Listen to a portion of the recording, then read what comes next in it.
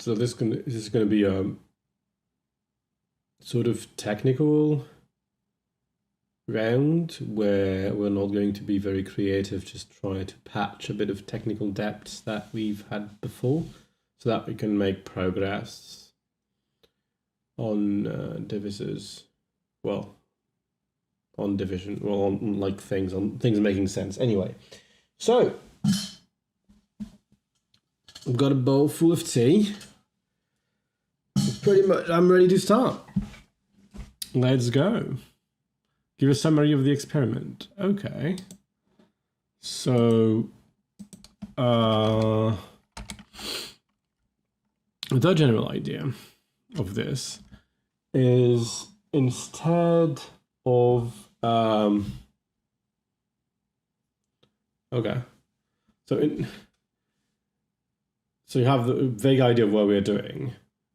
So we are doing something like inspired by Bishop set theory and topos theory and like new Perl and not new Perl and type theory. Wait a second.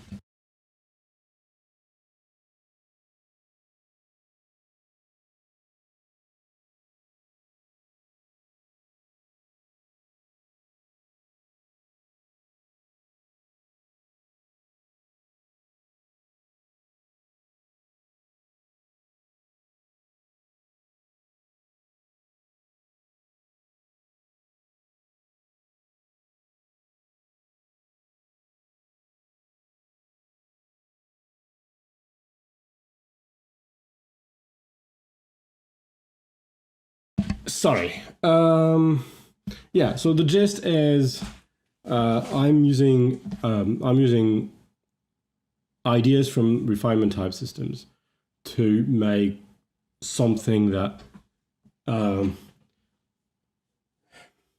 There's two things I'm trying to do. I'm trying to not have to care about proof irrelevance, and I'm trying not to have to care about conversion. Because conversion can be hard in some circumstances. Whereas equality is well defined always. So I want to use equality all the time instead of conversion. And I want proofs to be proof obligations, but not carried by the terms. That's sort of what I'm trying to do. So what we've done so far, we have, so how to do that? So I have a basic language, very simple. And so far, we can only do axioms, by which I mean that we don't have definitions. We can only, we can say, oh, there's this term, it exists. So definitions just give types to term, like here. Division has this type, and then it takes a natural number and a natural number different from 0 into a natural number. And then we want to define division by axioms. This one is not total. Eventually there will be some definitions, but I'm lazy. I'm going for the proofs first. So plenty of axioms so far. The idea as well is that you can use any natural number here. You will be asked by the theorem prover to prove that this is actually different from 0. Which I think that we managed to do that in the first video by the end. So if you catch up, you will see that. And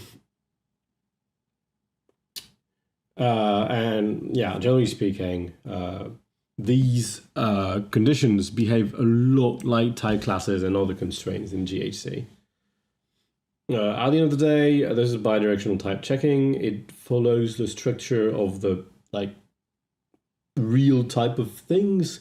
Here, a natural number, which I call the representation type, whereas this is and this is sort of the implicit. I don't remember how I call things actually. There's I types and R types. They mean something.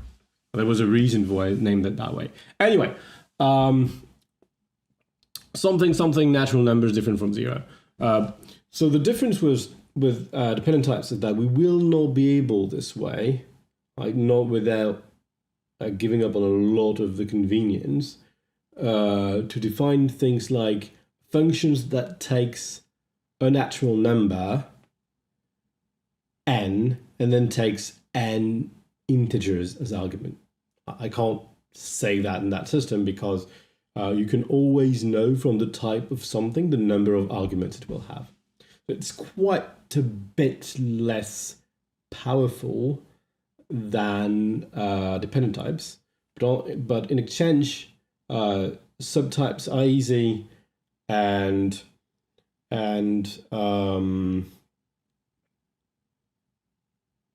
yeah, no need for conversion. No conversion hell. Quotient types, okay. They should be easy in theory, and they will be hell in practice. It's very easy to attach to a type a quotient, but then it just defines a new equality. And because types are terms are fluid, they belong to several types. They belong to several types, and therefore you will have to specify the type of each equality, and that is going to be very, very annoying. The way we've set up the system so far is we use congruence closure to do our proofs. We try to be a bit declarative in the way proofs are enunciated. It's the reason for that is it's going to be easier to port them when I change the system. And I know I want to try a mathy feel to things. It's not perfect in any way. Tactics are Milner style tactics, the sort of things that I've written about a lot by saying you shouldn't use them in dependent type systems. But this is not a dependent type system, so that's all fine. So we have a Milner tactics defined as it happens in the style of lenses. And yeah, so we had basic type checking, basic proofs. We can do so the only automation that we have right now, or almost the only automation, is congruence closure. So we use that. We lean on it quite a bit. Eventually, I want to do a bit more proof search probably, but right now when we have implications, we just pass them like intermediary theorems that we need to prove. All fine. Yeah, so that's sort of where we were last week, and as we are delving more into these subset types, because I'm really trying to put off quotient as much as possible, which is not wise, but I want to make progress rather than get stuck on this. I have to figure out something. Congruence closure in presence of quotient will be very, very interesting. Unless I make a decision to make quotient sort of more rigid, but I don't know how to do that properly yet. And so as we're getting there, we're starting to talk about subtypes in tactics, like where I have highlighted text. It's a tactic. And currently the tactics are not type checked, so we can prove very wrong things. Last week I added proper scoping of variables in preparation in tactics, in goals really, in preparation for type checking tactics. So here we see that this is a goal that needs to prove m is different from 0 from m is different from 0, knowing an m and an n, which are both natural numbers. The tick here means that it has been discharged automatically by the system. The second then is meaningless. Otherwise you'll get a yellow cross, and a green tick when you manage to prove it yourself. So that's where we're at since last time. I think the only thing I've done offline was yeah, that is just, I just used overloaded labels for generic lenses. So instead of reading over field hips, I have over hash hips. It's much lighter. It's very readable and I like it a lot. Generic lengths, by the way, works extremely well. It is quite fun to play with.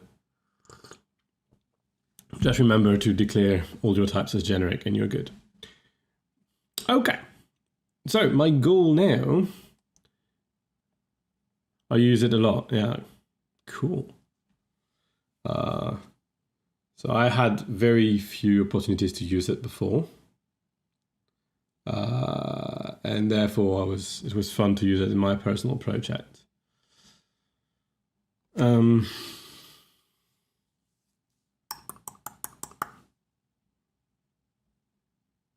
So our goal eventually will be to be able to define this axiom and use it to prove things. That's got a bit of work.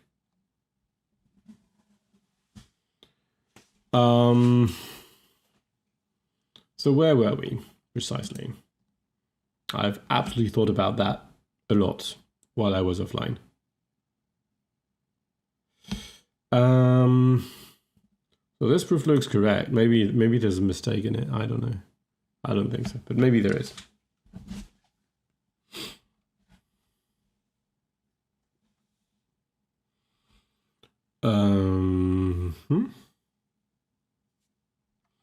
So the tactics, the only interactivity I have is GHCID on the side, to be honest. So I just edit them and make GHCID tell me what I need to do. It is not perfect, but it sort of works most of the time. So what I want to do now is decide what happens when you do intro of something that already exists. And there are two possibilities. The square bracket here, yeah, it means it's a list of tactics.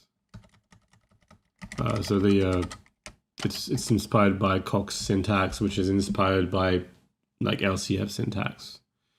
Here is a list of size 1, because there's always at least, so a theorem might emit several goals, or an axiom eventually, or a definition as well. Might emit several goals, and if that happens, you would have a bar. The point is that it takes a list of tactics. This is just a list of size 1. And so within square brackets, you will find tactic things. Not these ones. These are just the context. The goal is seen as a pre-next form thing. So it's a bunch of for alls followed by a bunch of implications, followed by the main thing that we call the conclusion. So we need a test when something that goes wrong.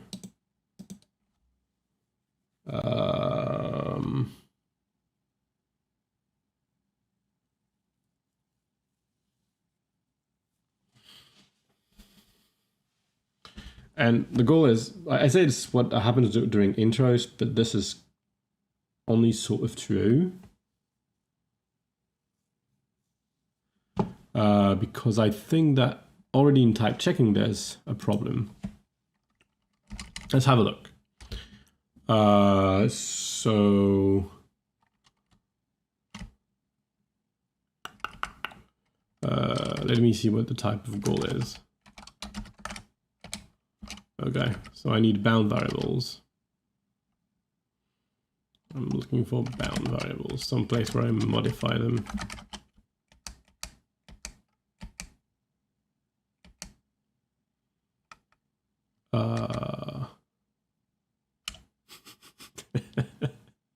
That is cute.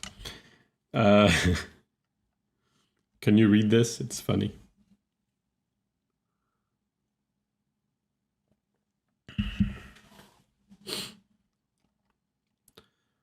Oh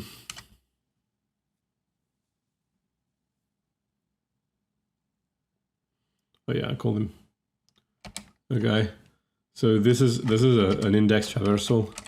This means to the left is a normal traversal, to the right is an index traversal, and that is to the left there's an index traversal, and to the right there's a normal traversal. And it just composes and preserves the index from this one. So it just takes a map and does stuff to it. I can't even read this. I wrote that 2 weeks ago, and I have no idea what it does. Well, I can't figure that out. Like it takes. Oh, I already have a local thing, so I take all the local variables, map them to their underlying I type. So the I type is the intrinsic type, which I didn't remember the word I was thinking about earlier. Lens is a tactic language. Yeah, tactics are a lens language. Depends on how you look at it. Have you seen that? I made a fuss on Twitter about it. So this is my basic tactic library.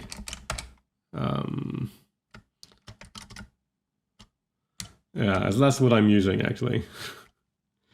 So I define tactic as a sort of effectful lens.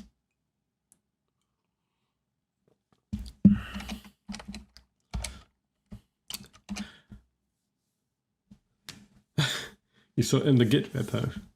That's proper sleuthing.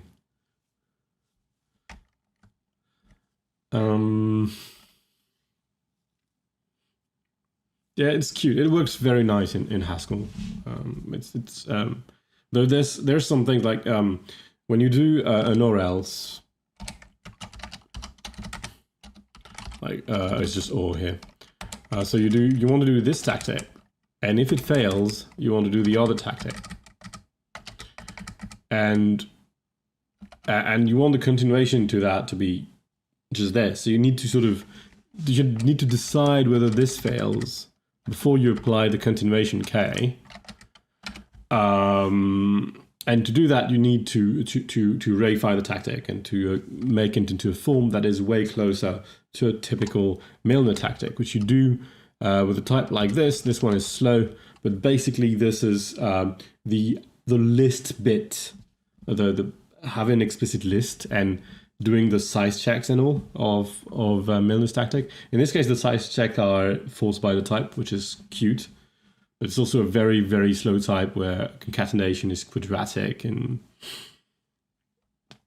so there are better ways to do this. But you get in this. So it's interesting because when you do Milner's tactic, the sort of the list juggling is really annoying. When you have to do sequencing, you have to juggle lists and concatenate lists and unconcatenate lists. This disappears completely from this presentation, and the entirety of list juggling is done in these couple of functions here, and then that is kind of cute. But it sort of reappears, so you can't really get rid of it entirely. So it's not a perfect fit. It's just fine. So I'm trying to look at where we extend bound variables in my, hash bound, probably in intro. Do I call intro directly? In the type checker? I need to type check lambda, I guess. I don't call it lambda. I don't have lambdas. It's a for all.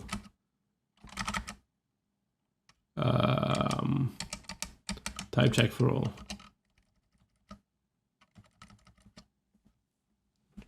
Oh yeah, we just make them from scratch. That's probably incorrect.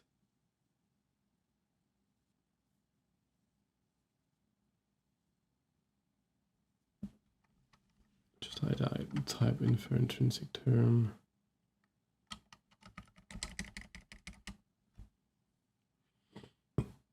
Okay, I think I can. Yes, what? Sorry.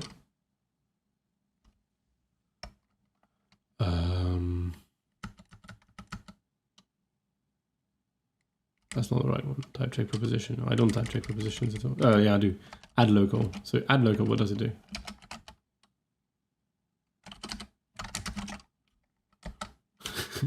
Sorry, I lost my. I must be more tired than I think. What is not relevant anymore? Yeah, so I just insert it. So it's very easy to make a case of a proposition that will be type checked wrongly. Oh no, you mean yes is not relevant anymore. Okay, whatever. So let's try to write something that the type checking will. Oops.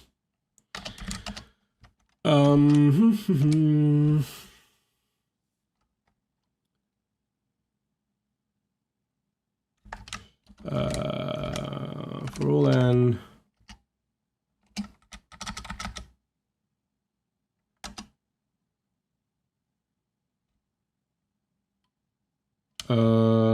How to make something like this? No,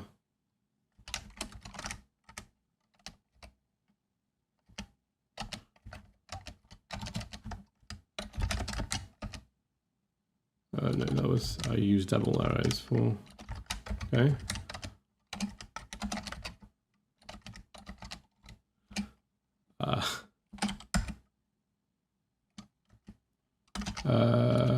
What's missing?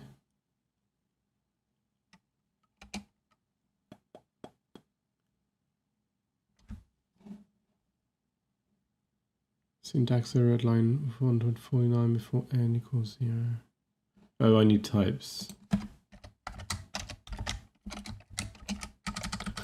Every time I spend like 15 minutes to relearn what I did last time.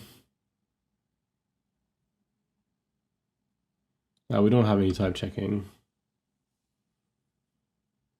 I can do that. I can do that in type checking, I'm sure.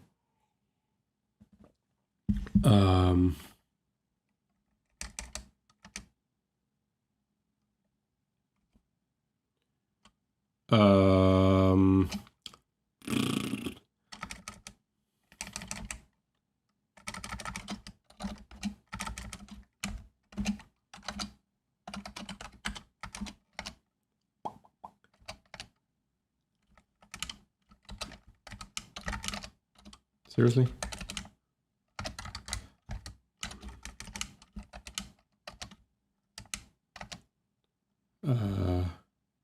N equals 0.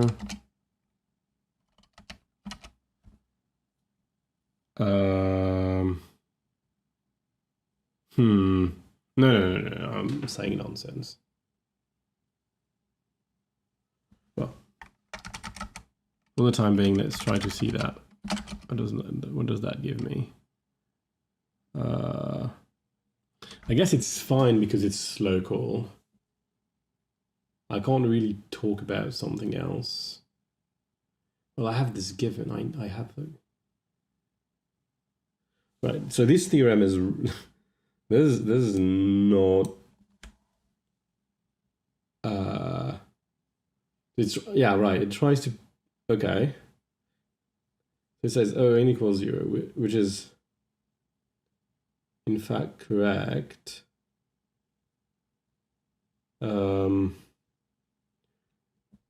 But my point being that just there's a capture here, but I want to make the capture more explicit.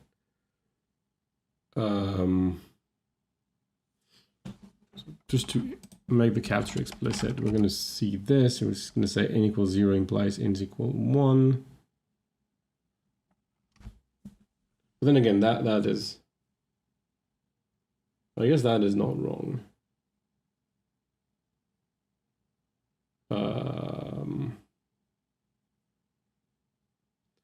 Damn.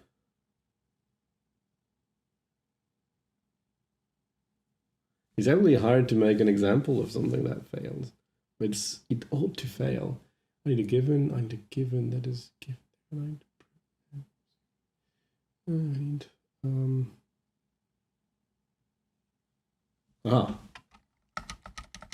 no.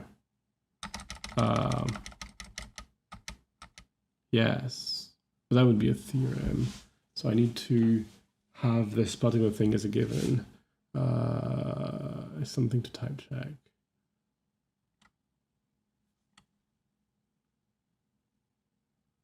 I'm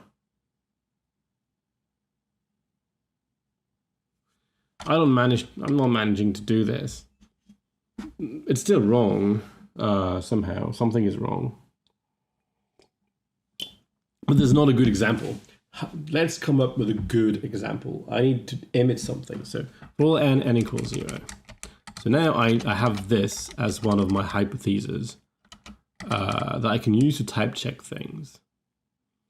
Then I'd say for all n, which is just a natural number. Here we go. And then we say for all f, and we say that f takes an empty natural number, or an empty natural number, it's fine. So it takes an n in natural numbers that is equal to 0. That will work. Here it maps it. It maps it to a natural number. Doesn't matter.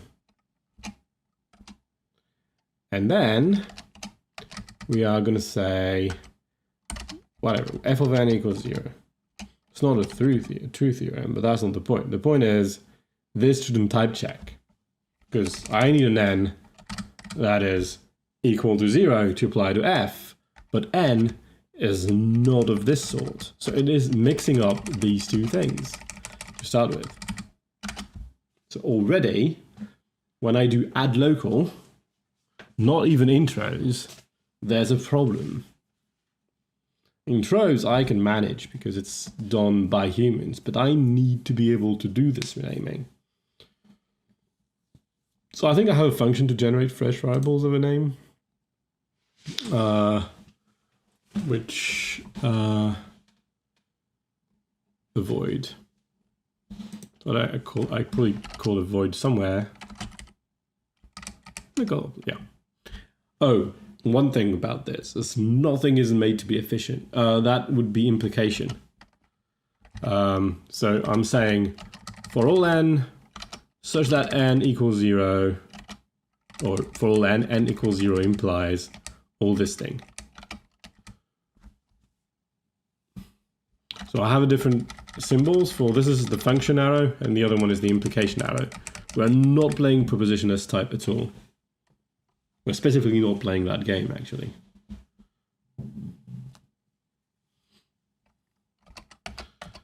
That's kind of the point. And how do I go back to a void? Well, never mind.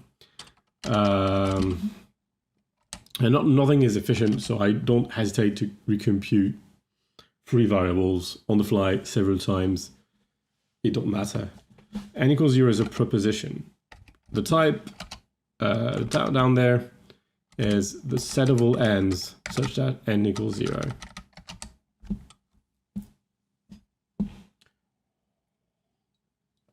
It's not the case yet, but like in a topos, the propositions will be a normal type, but not the proofs. And so when you have an object in a proposition in a topos, you can build the subset type or subobject type. Well, a proposition, a predicate, really. And we're going to have the same capability. So what do we want to do?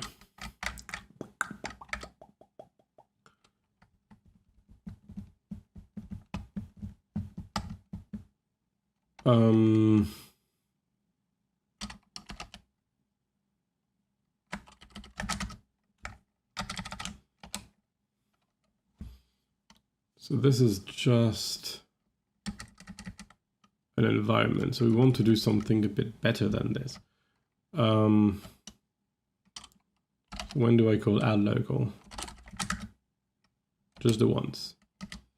So here we're saying, oh, I'm going to just check P with all my current environment, which is rnv. So what is the type of rnv?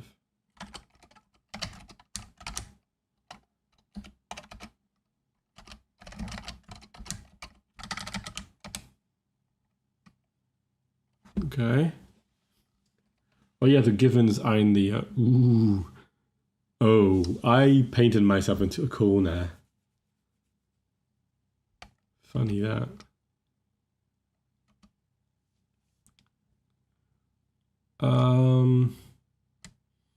Because I use TCM. What's the type of TCM? It's a writer of a list of goals. Oh, but the prepositions are in the reader, so I can still do that. So I can make myself a shadow function. It takes a TCM action and return a TCM action, and we'll just rename everything in these. I need to do this in the other one as well. But there's two possibilities. Either I'm adding a local. So either what I'm shadowing is a local or it's a global, and I don't know it here, so I kind of need to puzzle that out from here.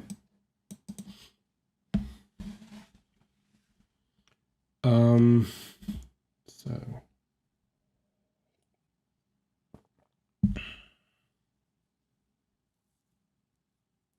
can just make 3 cases, but that will call for some like factoring of the logic later. What we can do is we can do a data var type, or let's like this.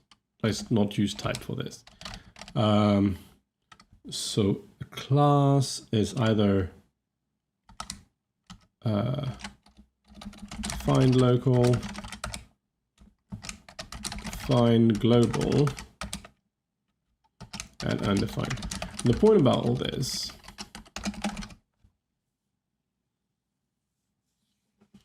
is that when the function is when the variable is local, I just want to keep the new name. Makes more sense. Whereas where the variable is global,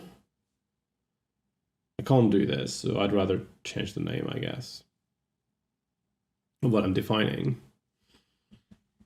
And when it's undefined, I can just go through.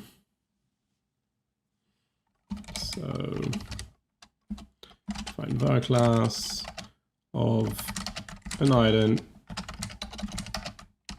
renv to var class, and var class of renv env equals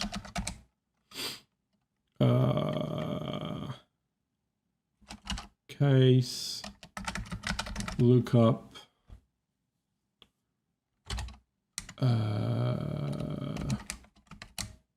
manual lookup.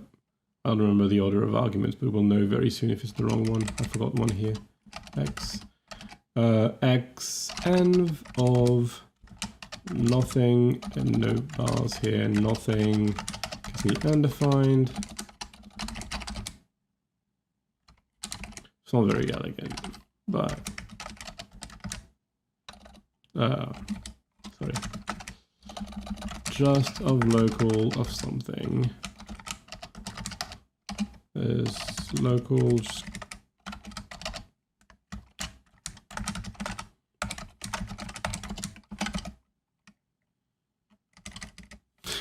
And that would be the mistake. Okay. So now in type check for all. We have three cases. Case var class of x in env of undefined, and that would give us what we already had. Okay.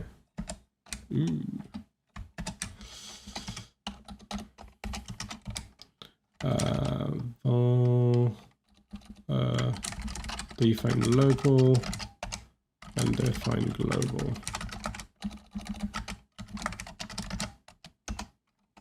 Oops.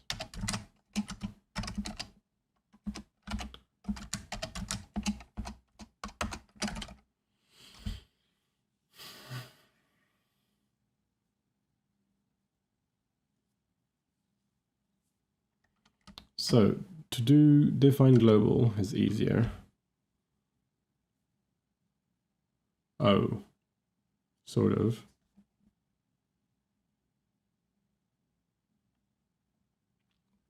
He's doing avoiding renv.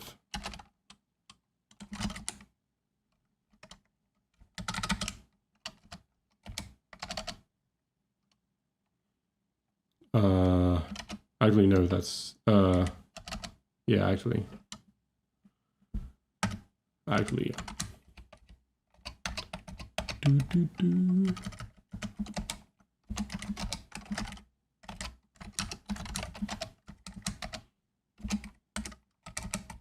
So avoid would be a better name.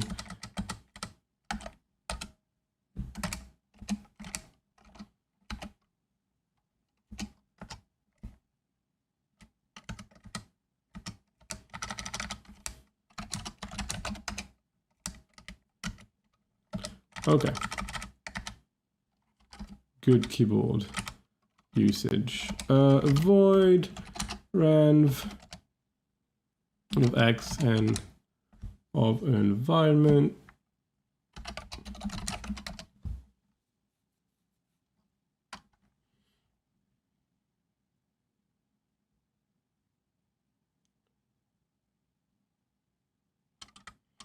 Env.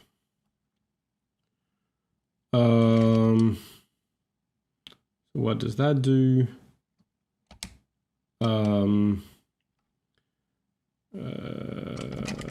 Capital here. So it's avoid x. And here we're going to do toList of traverse, no, not traverse, actually.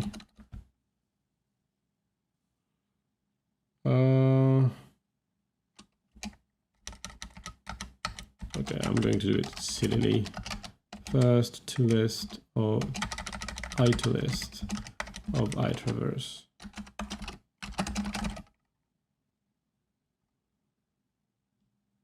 I think there's actually there's a function for this, isn't there? Oh yeah, there was so many mistakes in this code. Map.keys and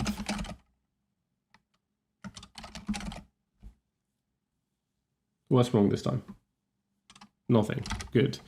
So here we can do type check proposition add local like I need a new name for x, so let x prime equals avoid x env in add local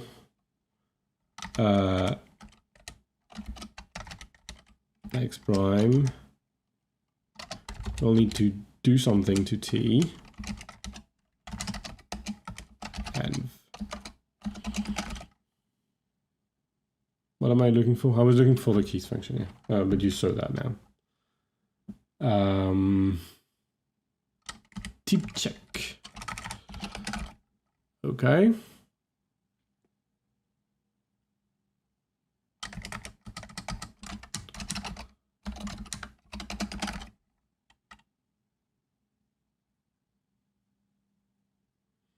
So now I need a function from,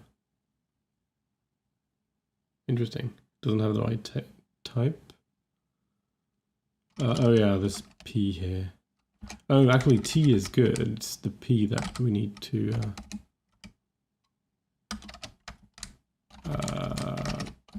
like this. Fantastic. Okay. Now we do subst in a proposition of x by x prime, and I think we're good. No, that's not going to be good. I need var x prime here. Yeah, I'm alpha converting, which eventually will be prettier, I guess. Var.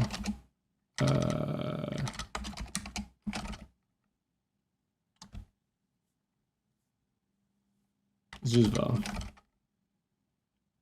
I don't remember how I wrote my code. Okay, that's good. Now I need to do the local defined. Okay. Now we're going to flip things around and we are going to change the environment.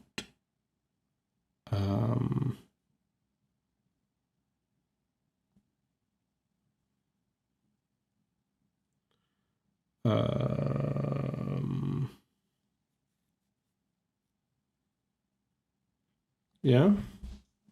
I have no idea how they do that. Does that fit chat? Otherwise, you'll have to tell me another time, but I'm curious. If you want to explain it, please. That would be cool. It might even be useful for this project, I mean.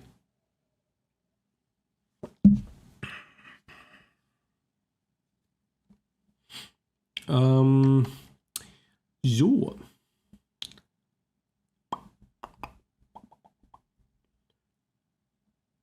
So what we want to do?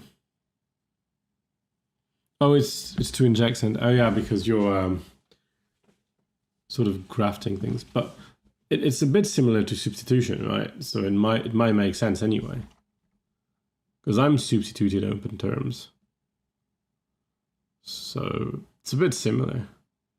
It might make sense. I don't know.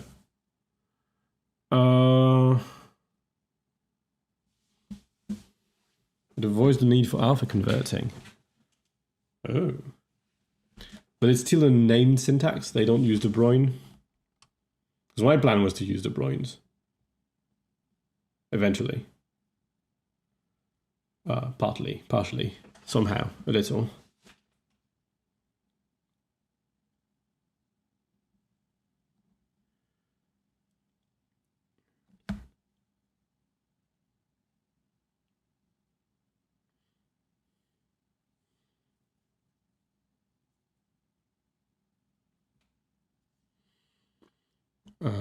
So we have to change the env, that's easy. Have to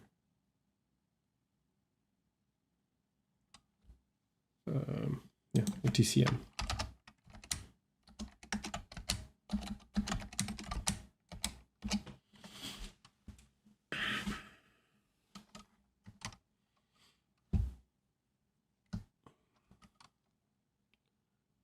Look for the maximal in the poset. What's a poset in this story?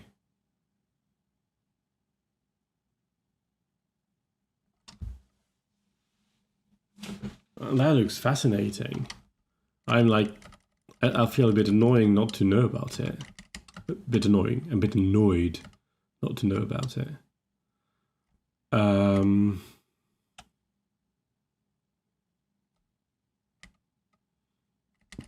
Set inclusion.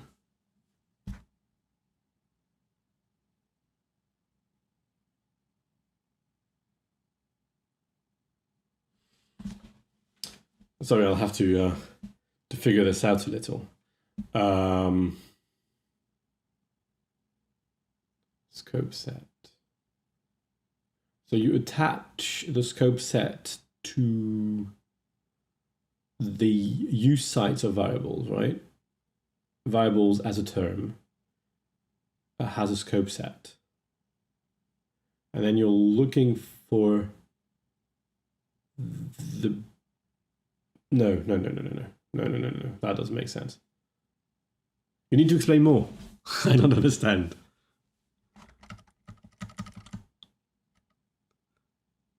Yes, okay, okay.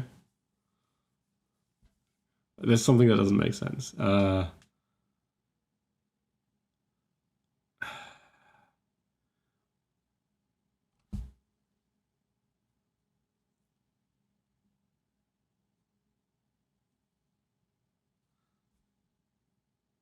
So what do you have in the scope set? Really? I think that's the point I'm missing.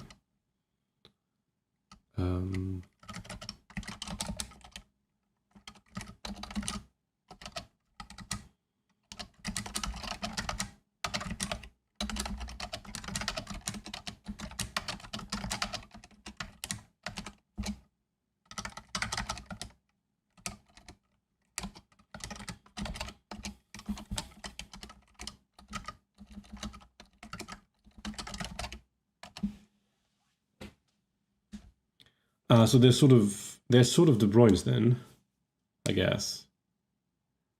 I'm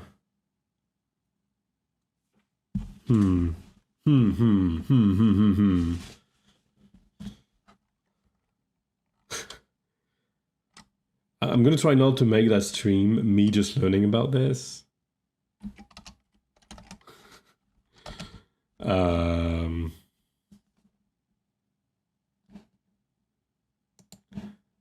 Yeah, okay. Oh.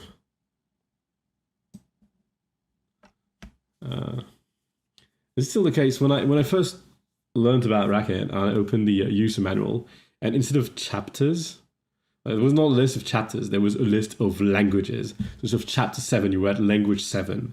That was just like it's just great. So what do we have here? We have a TCM of an act.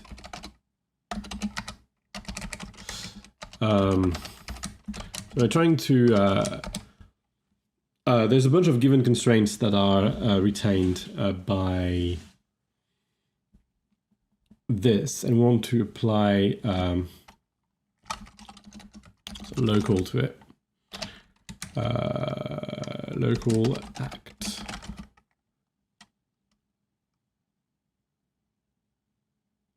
Because it's a type and not okay.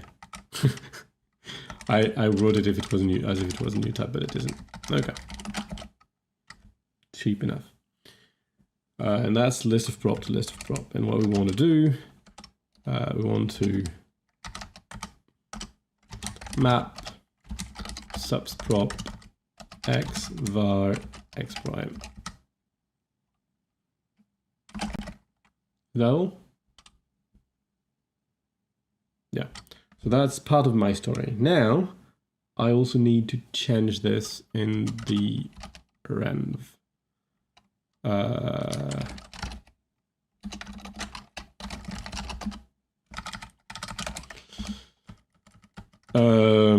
In which case I will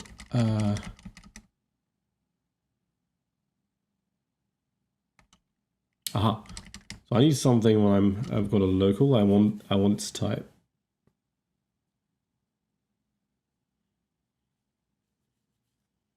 So I think I'm just going to change that into lookup because it's just silly. I'm going to make a lookup function.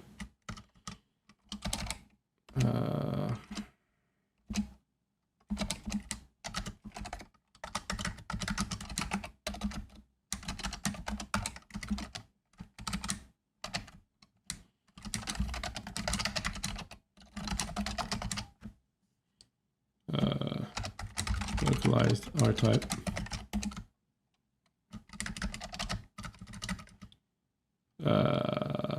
Yeah, that's useless.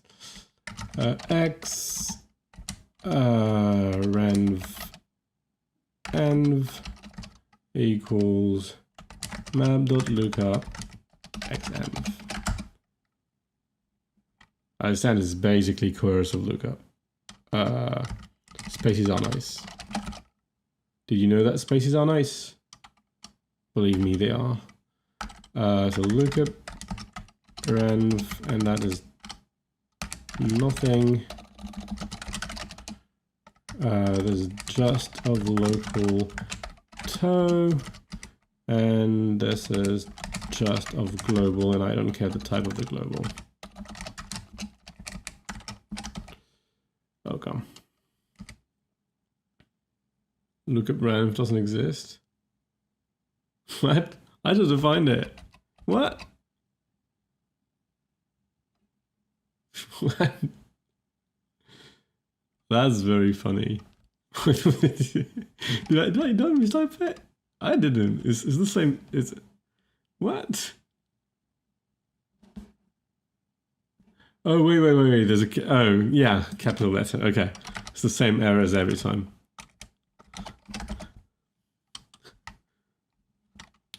I'm actually highly trained to not put 2 capital letters in a row, so I should never I should never do this.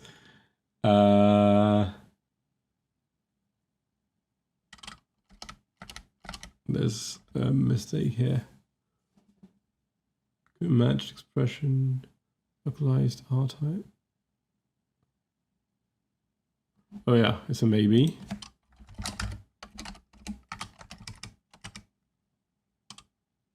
No, it's just like it's ugly typographically.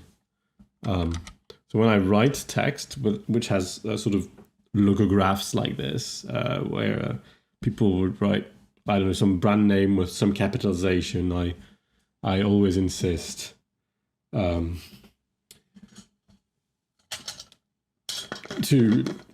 write them with just a single capital letter at the beginning. And so here it's just it's camel case. It sort of makes sense. It's probably better to speak when the tea isn't pouring. So anyway, now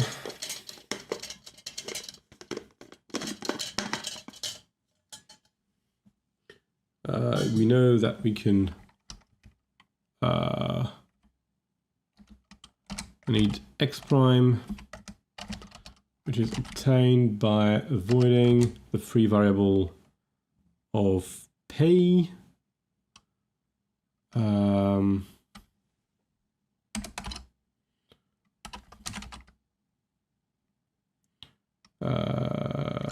Free vars prop p. I'm lucky.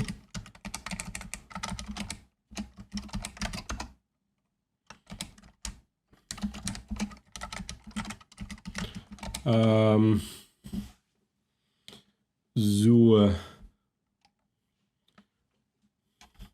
case insensitive. Are you using a Mac or a Windows?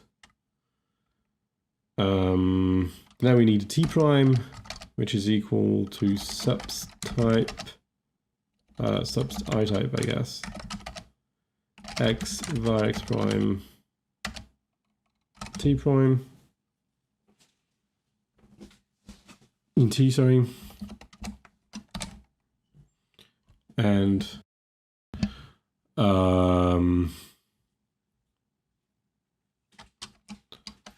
don't know yet. We want to shadowing x prime something. Oh. Okay. Something's not happy. Yeah, okay. I need an X here, of course.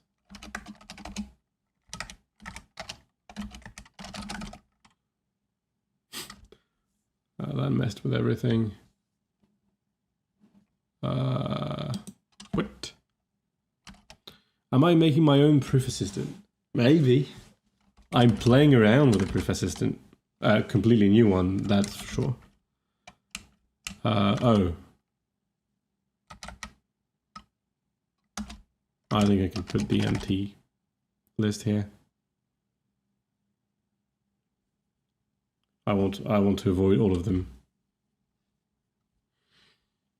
We're going to have to rename, no, not P. P has the right X, so I don't have to rename P.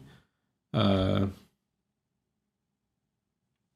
chance, you can bang repo to find the repository.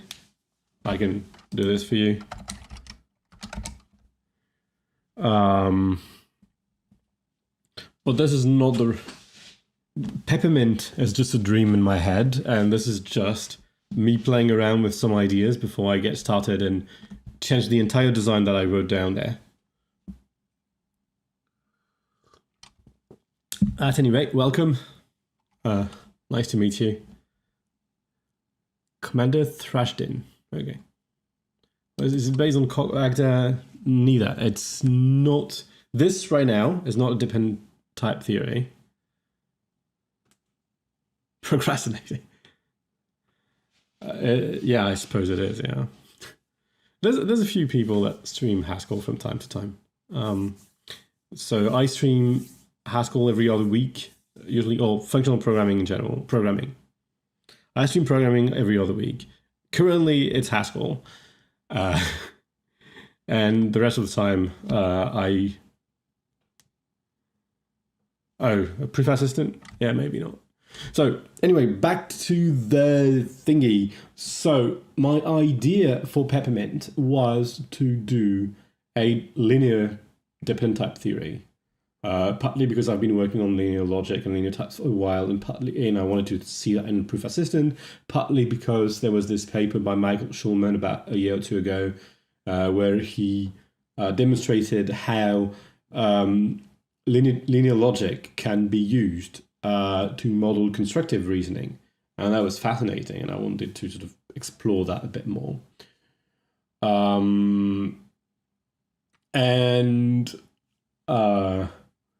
And so there was some limits, and like I was going to go, oh yeah, I'm going to do a system L sequent calculus type thing, dependent type theory, because I know how to do that more or less because I wrote a paper about this like 2014 or something, and but there was still some issue, and I was like, I'm going to figure them out as they go, and then I did other things. Just kind of stopped on this because I got interrupted and I got new ideas. And so that's me experimenting with these ideas. And these ideas are more based on traditional pen and paper mathematics. Like a lot of... I've been doing a bit of sheaf theory, to be honest. And so I want to be able to reproduce reasoning from sheaves. Like, you know, this is included in that, and normal set theory stuff. So here we have, or at least topos theory stuff. And here we have this idea of subsets being intrinsically understood by the language. And so let me, I'm going to do a shorter version of what I did for James in the beginning. So the idea is we're going to, it's something like in between New Pearl and topos theory, where you can prove that some terms have a type, but there's a bit of the type that is rigid. So if you're familiar with New Pearl, there's a tactic language and there's a typing judgment, and the typing judgment is something you prove with the tactic language. And you use this, and then you can make proofs inside of the type theory that you're defining. Whereas in this version, proofs are really meant to be external, so that we don't have to care about proof irrelevance, etc. And equality is fairly clearly defined until I have quotients. But at least quotients are fairly reasonable to think about anyway. They're easier than dependent type theory, but not easy. And so this is based on refinement type. It means that you have less flexibility as for what types you can do.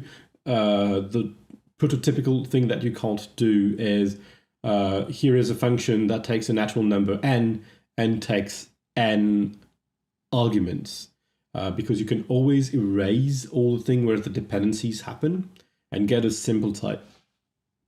Or maybe a system F or a system alpha mega type eventually, I don't know, I haven't decided. For now, it's simple types. And because they're simple types, you know exactly the number of arguments that this function will take. So this is the decision.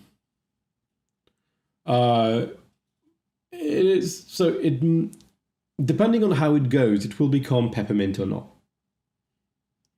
That is my answer to this question. I'm experimenting with this, seeing if it leads me somewhere and if it works satisfactorily. And if it works, I'm going to convert it into a linear proof assistant, and that will be called peppermint. So it's a possibility.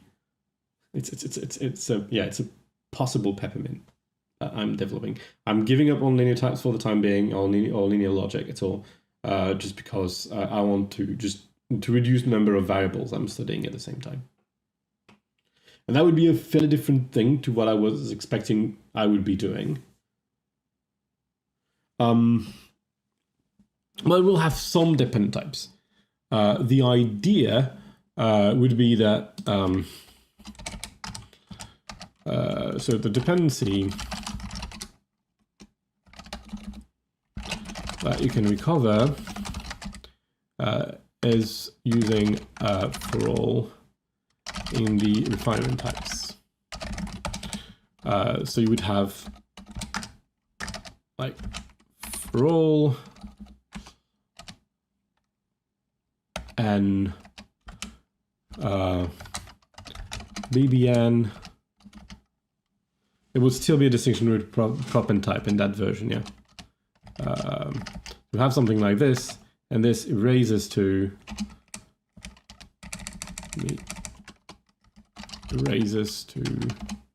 what we'll call that tau. Raise to erase toe.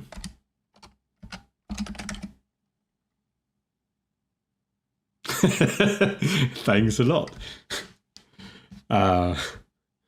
Yeah, I may be famously into constructivist jokes.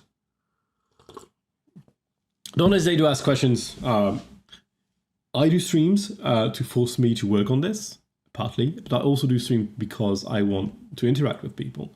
So if you don't understand something or you don't know things, don't hesitate to ask or to discuss or to, what inspires you. It's a chat. Okay. Yeah. Proof assistants as they are, they require dedication.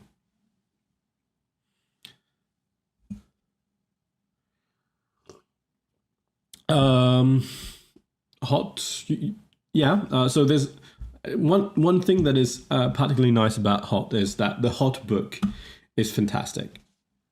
So as a way to get introduced to that, if you're mathematically inclined rather than programming inclined, it would be great. If you are more of a programmer, maybe reading the Ben Pierce course, Software Foundation, would be interesting. There's a good textbook, but it's a big time investment, I think. In general, it's just like they're called proof assistants, but they don't really help you write proofs. They help you make correct proofs. And it's way easier to write a proof when you don't have to make sure it's correct eventually. But they're pretty picky, and so writing anything in them is difficult. And one thing I'm trying to avoid with this is a problem that you have in the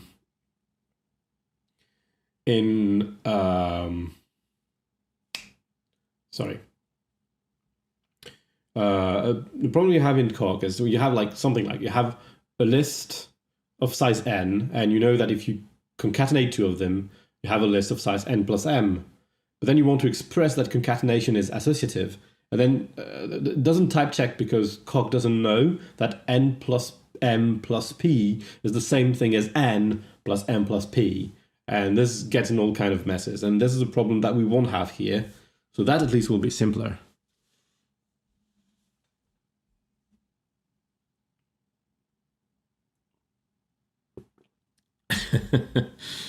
I don't know. Okay, type theory is probably a more interesting foundation of mathematics than set theory, but you know, it also has its costs. When I write a paper, I write it, or when I wrote a paper, I haven't written a mathematic paper for years, but I always think, when I write maths, I think in type theory, in a sort of informal type theory, not necessarily the real one.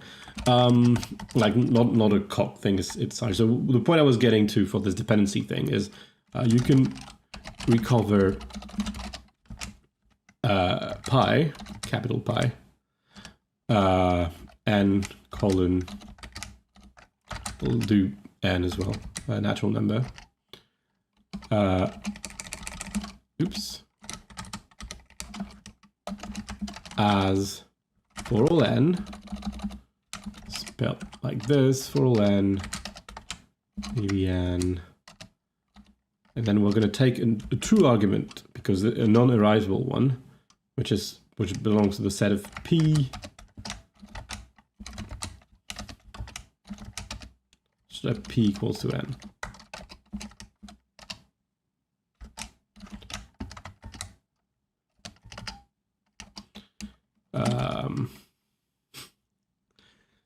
It's so this is the well-established fact that pi is for all plus singleton types.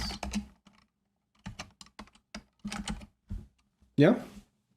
And so that gives you dependency quite a bit, but not all of it.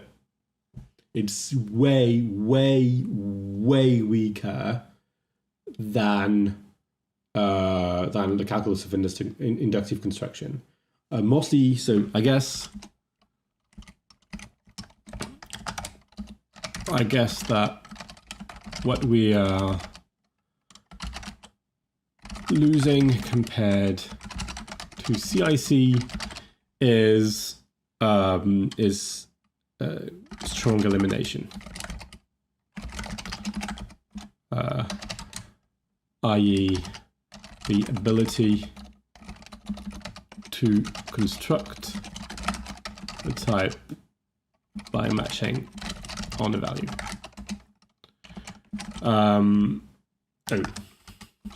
Okay. And so type level programming is basically not a thing in that system, which you may care very much about, because there's a lot of people that care about dependent types because of type level programming. And we're foregoing that entirely. So we're trying to narrow our focus to a subset of dependent type that is still useful for us. And yeah, that's where we're going with this. Back to our problem. What was I doing? So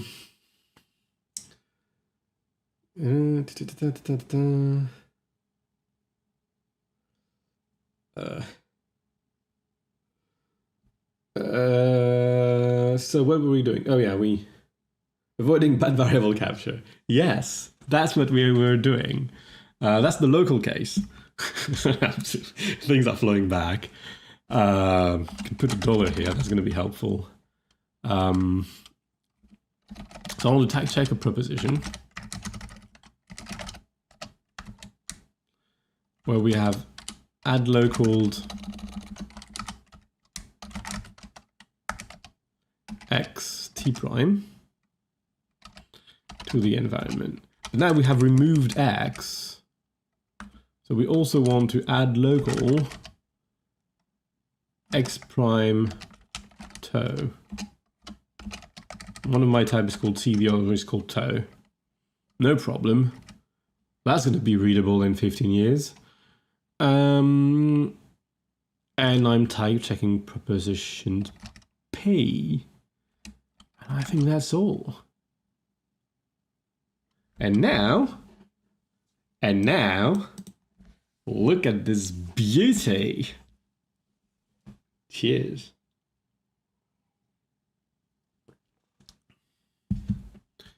So previously we were doing just this, just as a comparison, because so much time has passed. So we're doing this and not this. And so we were just erasing the older variable and we're replacing it, confusing it with the new one. And it would tell me that any n is equal to 0 because there's one n equal to 0 somewhere in my context. But that was not what we want. And what we've decided to do is that we are renaming the old variable and we are just pushing this. So that we have this n equals this n equals 0 becomes n1 equals 0 when we get to this bit. Well, after this actually. So we've introduced a new n, etc. And for the record, if we introduce a variable called plus here instead, so oops2, and this one is called plus, and here is plus. Plus is already taken by a global variable, and now what we should see is that thing has been renamed to +1 when I introduce it. Ta-da! Beautiful. We're going to make a commit.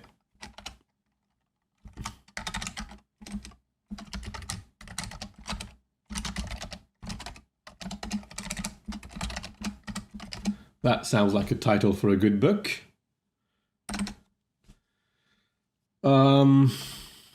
Push and close magic. That took a while. Okay, now we need to do the same thing for intros, I guess. The intros tactic. So this one is easy to test. I don't need this. Well, I'm going to keep this for a while because I have 2 tests to do as well. I don't currently have an intro tactic with names, but I have to be careful about that one as well. I think I want this to be the tactic eventually. There's a bit of to do. Focusing, something. I don't know yet. This, by the way, is really fun. So I get to do bidirectional type checking. You've got some focusing. You've got like all the things I know. It's cool. One of the good thing about that as well, we're not doing any conversion on open terms, but well, we're not doing any conversion, but we can add a coercion rule eventually when we program things. But we can make sure that we only do closed terms, so that we can do full-blown compilation. And we have this language in the middle that doesn't have the refinement types, so we don't have to care about them, and we can do all the compilation thing that we know on simple types. Because we don't have we don't have polymorphism as of yet, so we can even like define types that we have full control on the representation of types at the moment. And if we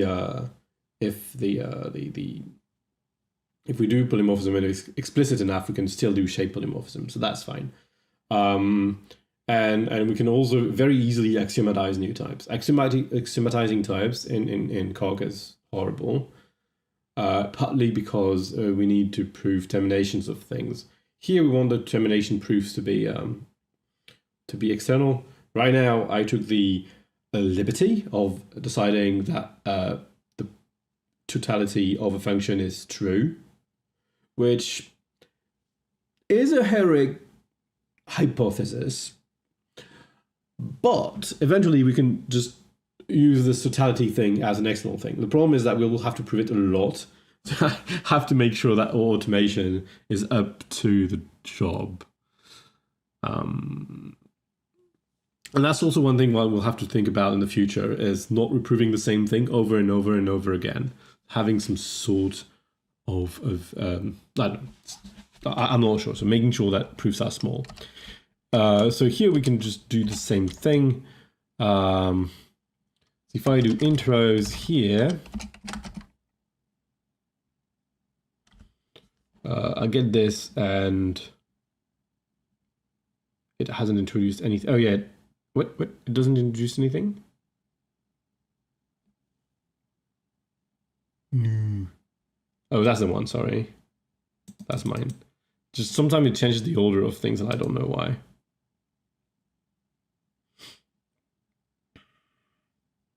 Oh yeah, I get to prove the one from the type checking, which is fair.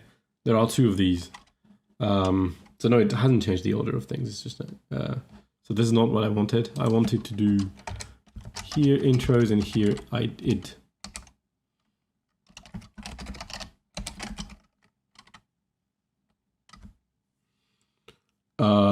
And here I have introduced a single n, and now I haven't. Oh, it didn't introduce this. I thought it introduced.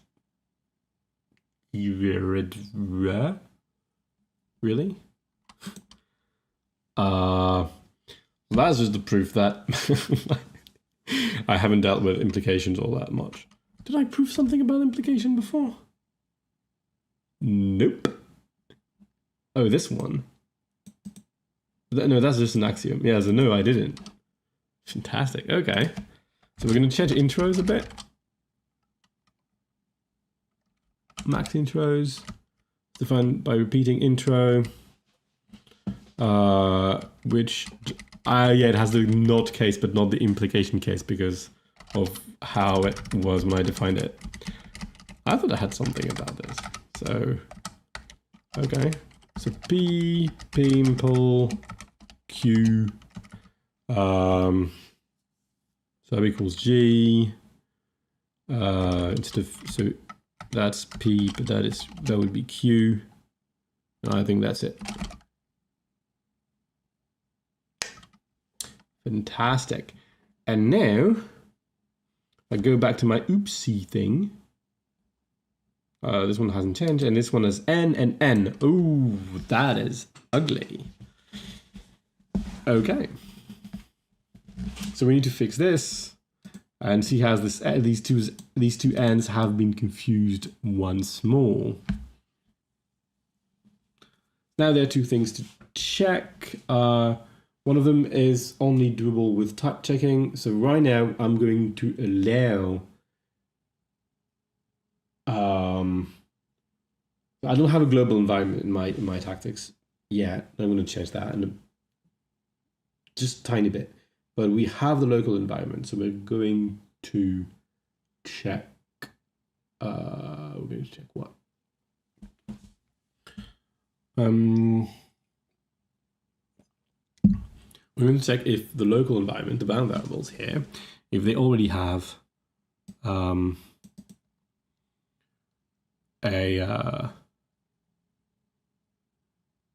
variable named x, and if it does, we'll do the dance.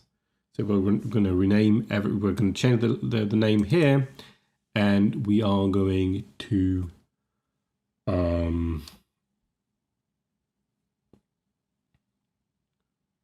well, we can do that unconditionally if it already exists. Okay, let's do horrible things.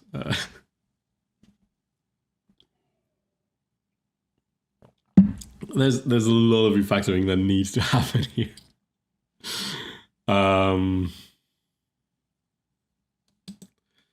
First, first we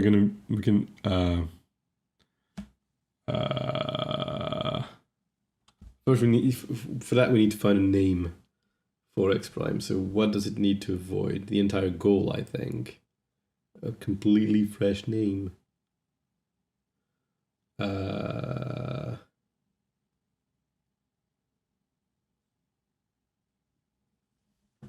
What is the type of free variables list? That's fantastic. It's fine. Okay. Free vars term. Gonna need, where do I define goals?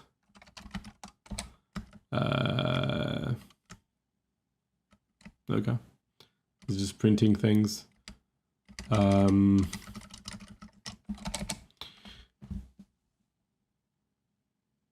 oops has 3 different ends. Does it? Yeah, it does. Maybe. Let me check. N. Yeah, it does. But this one is kind of fine because we never open it. Like we never expose it. It's an existential, so it's fine. But it does. You're absolutely right. So what I want is the free variables.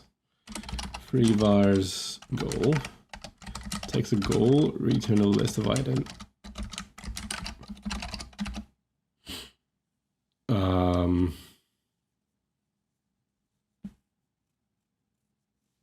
Yeah. So free vars of goal. I'm going to need everything. Bound variables, the hypothesis, the stoop, and the conclusion. The stoop is something from well, at this point, maybe the assistant should remind the user that all the letters exist. It might be wise.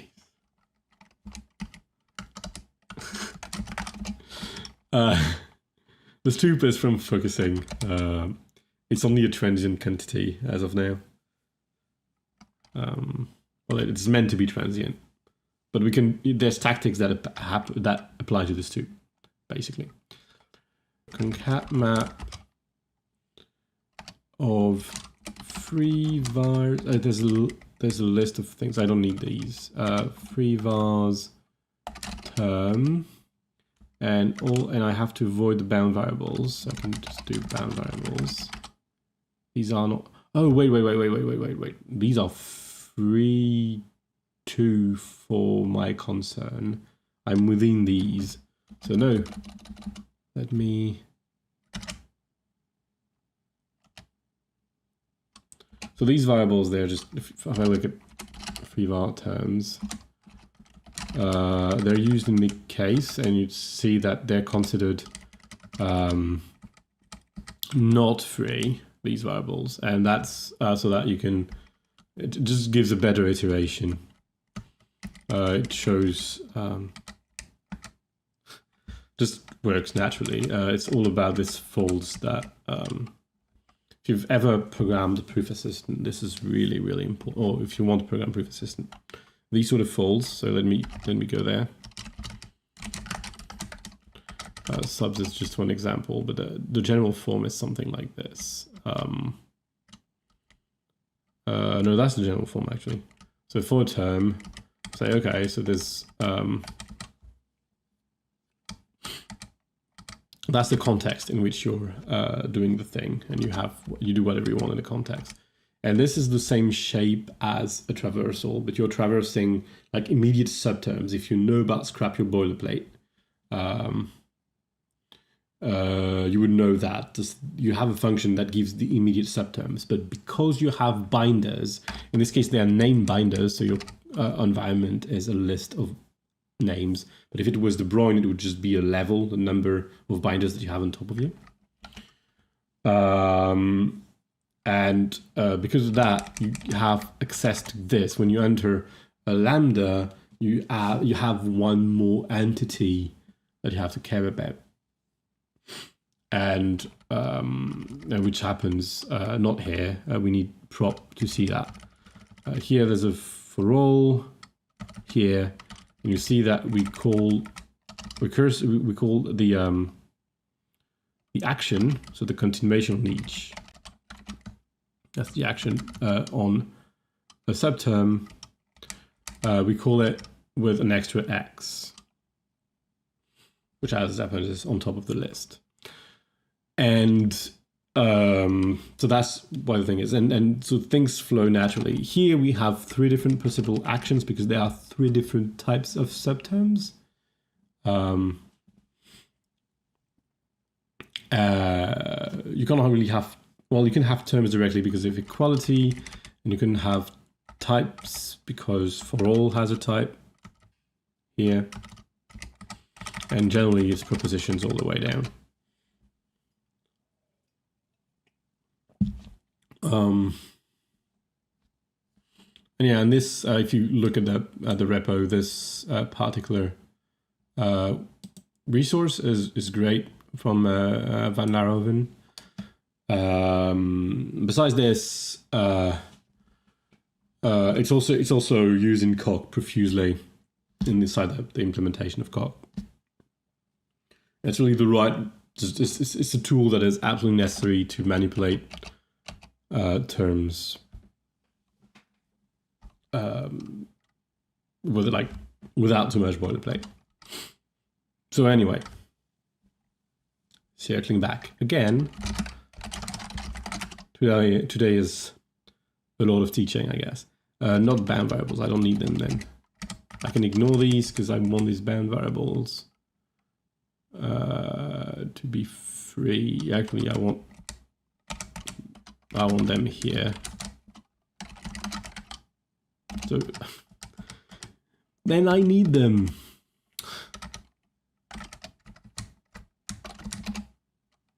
Well, let's do that.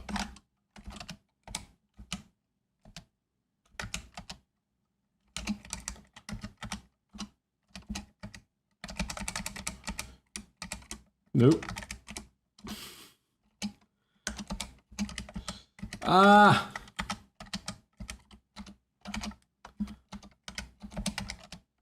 The hardest part of programming is typing on a keyboard. So I just need this, and I call this on all the hypotheses, and I'm going to do the same on the stoop.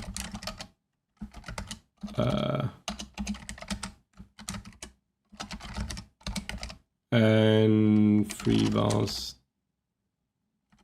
term of the conclusion. Ma. What?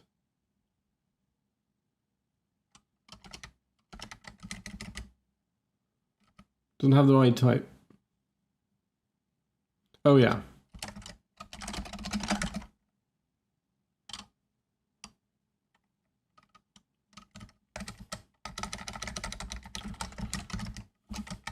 Yes. Let me. These are all prepositions. Hello. Thank you. Except that it doesn't. Useless use of Emacs and fumbling about it. Almost. Empty list. Wow.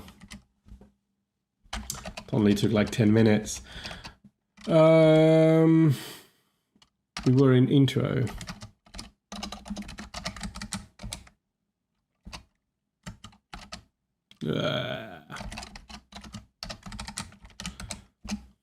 There's this new IDE for Emacs being developed based on the language server protocol LSP, and we'll be able to jump to preposition. That will be nice. To do shadowing. That's what I'm doing right now. So I'm going to do prime, which is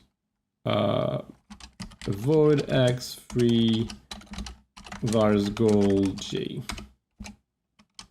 Now, and that is important. We are going to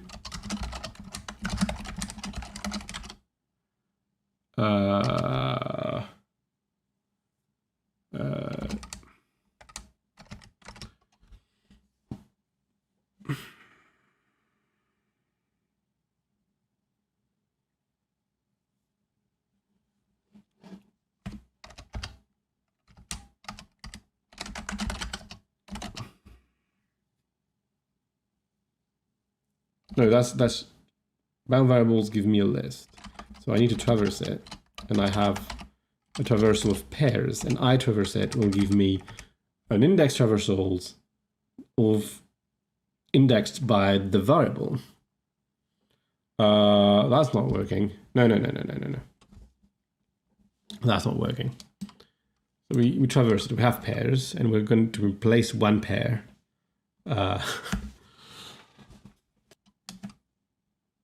Yeah, I'm just making things more complicated than they need to be. So I'm going to take lambda y if y equals x, then x prime else y. Let's see, that's what I was trying to do. I don't know why I was making things complicated, but I'm not done yet. I need to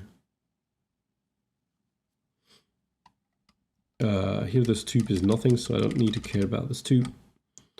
But I need to rename all hypotheses before I do this as well. Over hips.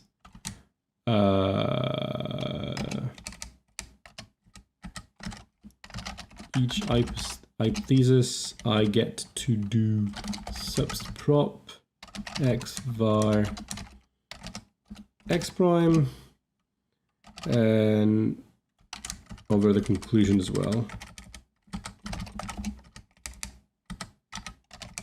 Very elegant code. Never write this in production code. Nobody will know what you mean. So, let's see.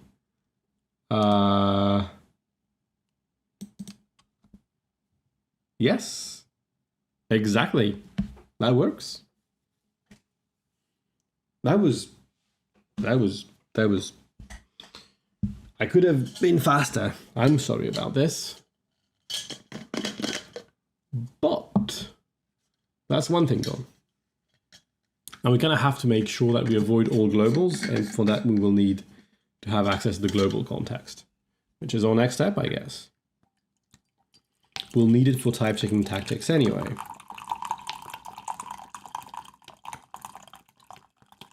Bloop, bloop, bloop, bloop, bloop. The best way to have access to all the globals, because since we have access to two things, we have access to the goal and to the monad. I guess we can put it in the monad.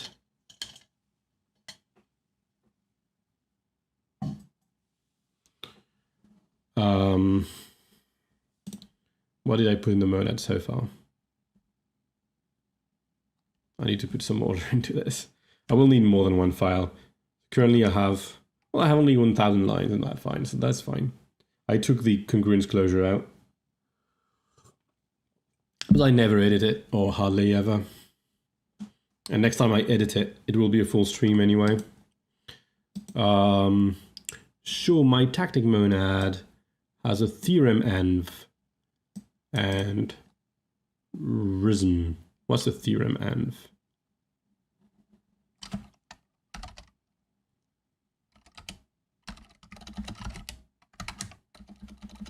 How do I spell it? Thumwenv. Okay. But really, I need a proof env, which is a theorem env and a global env. It's how to type.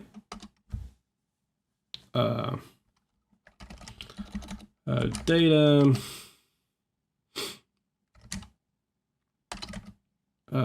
Proof env equals proof env, whatever. Let's use very, very cool names. There. Theorems is a theorem env and goals. No, not goals, and globals is an renv. Is it? No, it isn't. It's just it's not localized, so it's a map.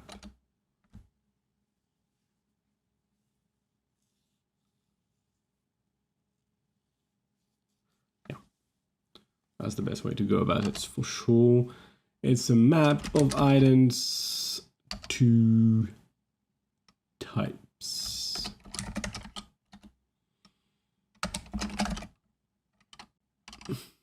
Just defining this type didn't break everything. Now, where were we? Do we? Let me stage everything except this. into another whip.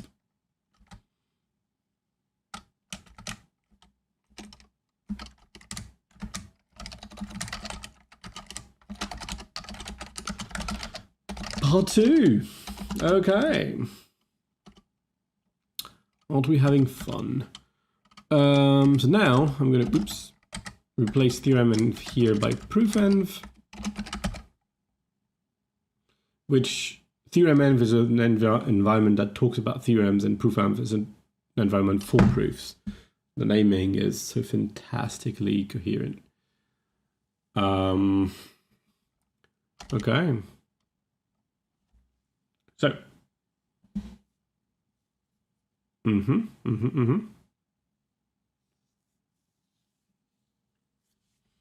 I should get my capability out.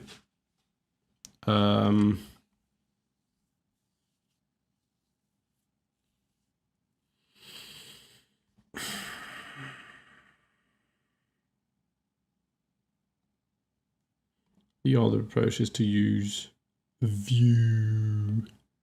I think it works if I have monad reader out. It's a monad reader, right?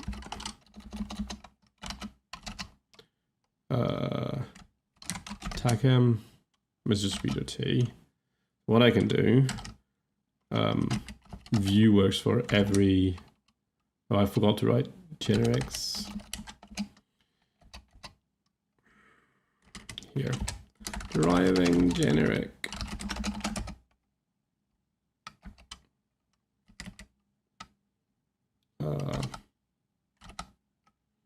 Okay.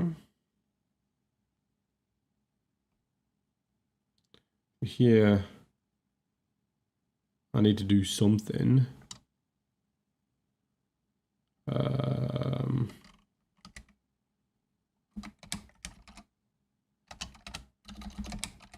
Theorems equal map.mt.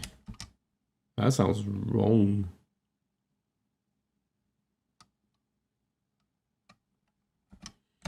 But whatever.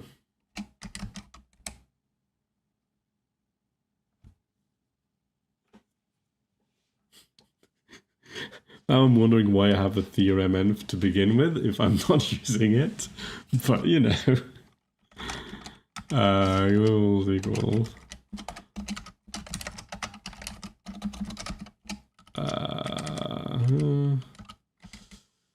In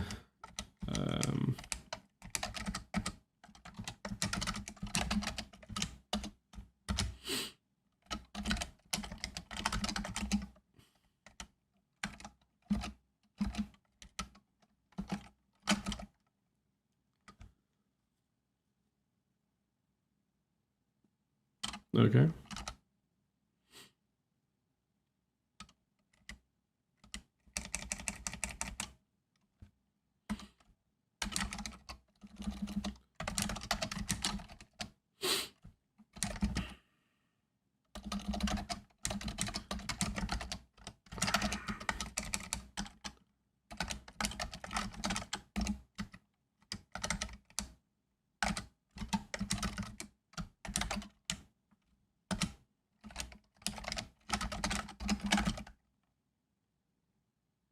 Damn. Oh yeah, now every time I call apply, I need something else. Okay.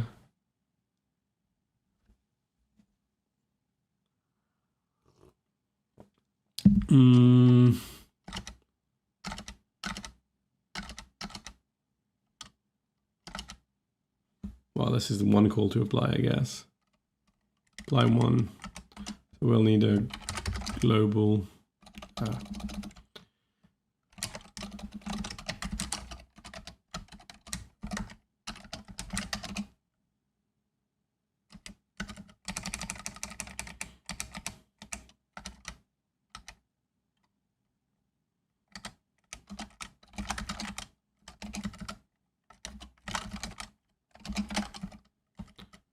Everything will start falling apart. So here I want to map ident R type.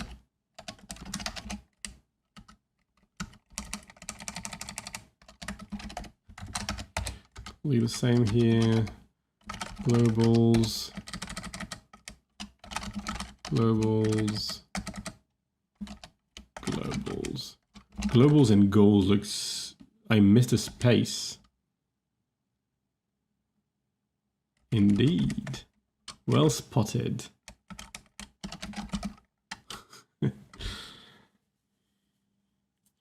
It's about as hard to program in a live stream than to do math on a whiteboard. Or a blackboard for that matter.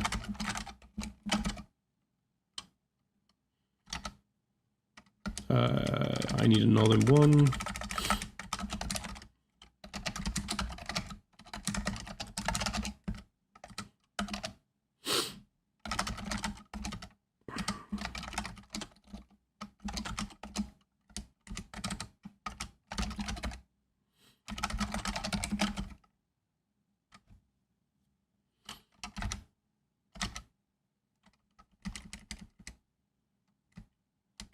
Aha.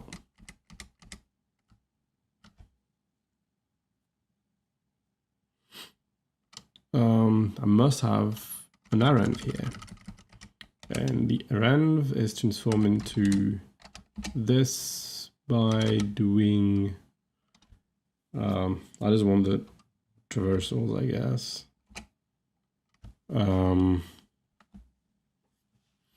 Okay. So I can do that. Probably. So we can do to map of, I will have to import this, and then I need a traversal, and then an index traversal, and then I need the arenv, which is called env. And what I'm going to do is I'm going to do I traverse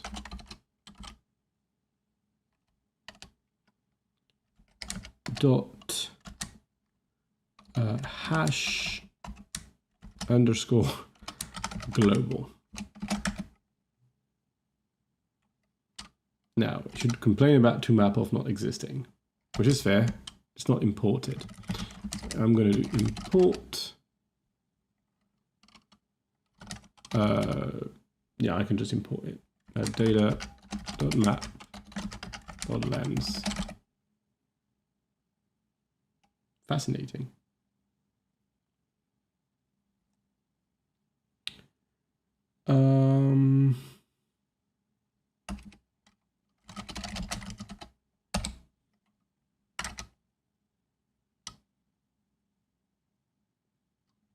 Right. That is not going to work, but that's mostly because things are in the wrong order. Let's start again.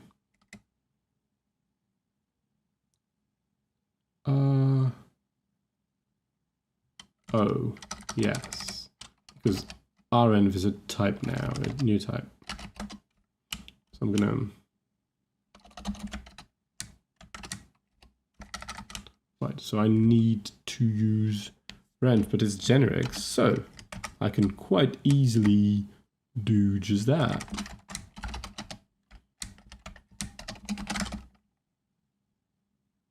Boom. Now, we're still not happy. Oh, sorry.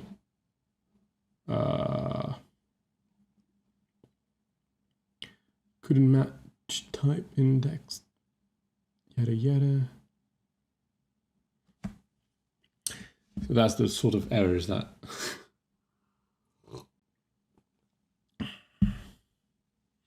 make Lens a lot of fun.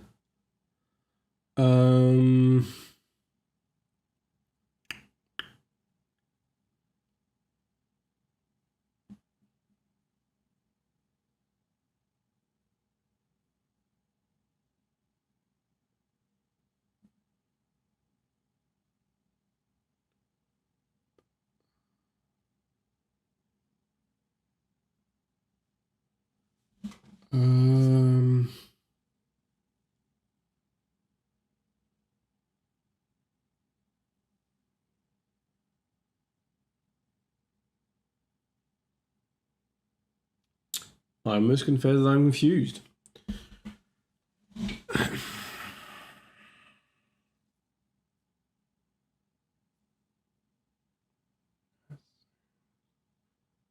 Ranv, and Ranv gives me I traverse. What's the error message when I do this to start with?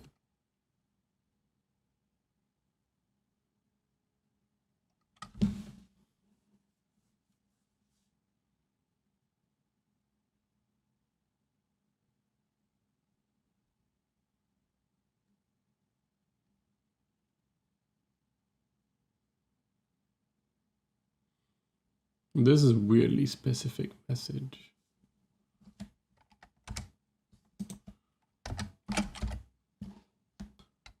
I don't think it would be, but I think it's really associative in a way. It's mostly the same error message. That's what happens when you do silly things, and then sometimes you get silly error messages. But I wanna... Let's check that apply m tag as the type I think it does, because otherwise I'm gonna have to have troubles. Yes, guidance R type to map of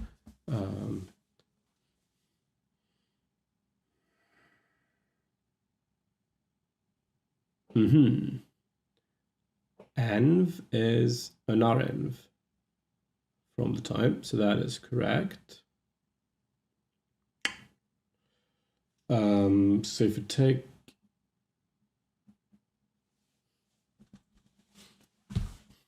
let's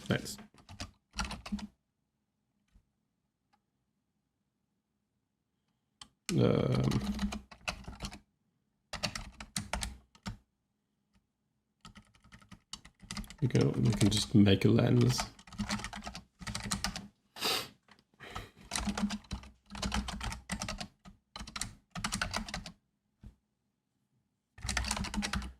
Traversal prime from renv to R type.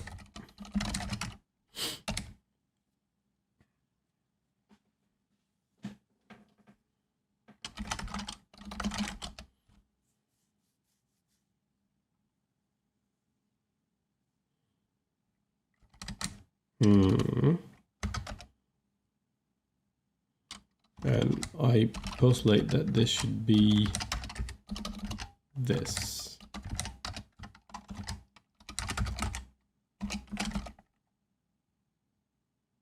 It's not happy. Oh.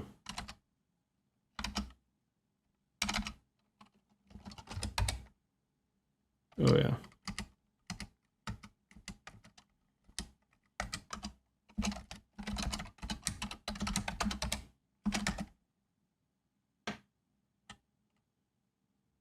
Oh yeah, I need the index, the first element.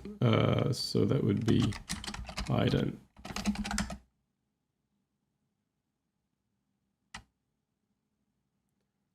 Ah. Yeah, I forgot something. This would be I traverse.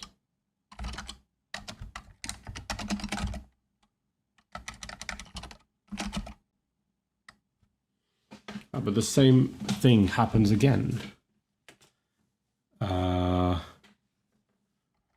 So if I duplicate this for a second, we start playing with things. So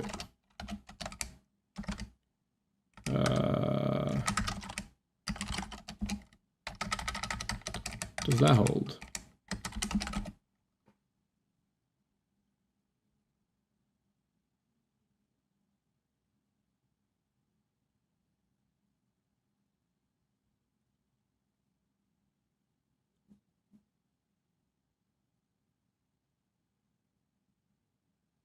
What?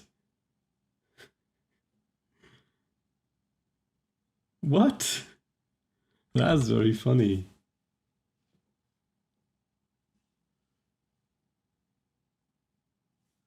Okay, let's step back one step. Once more. So traversal prime remove, oops, I can remove this and map ident. Does that work? Let's start small. It works, okay.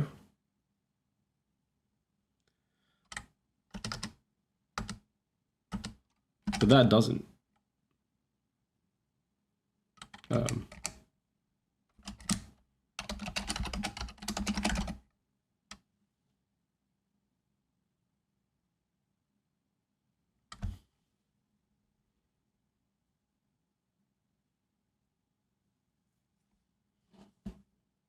I'm missing something obvious.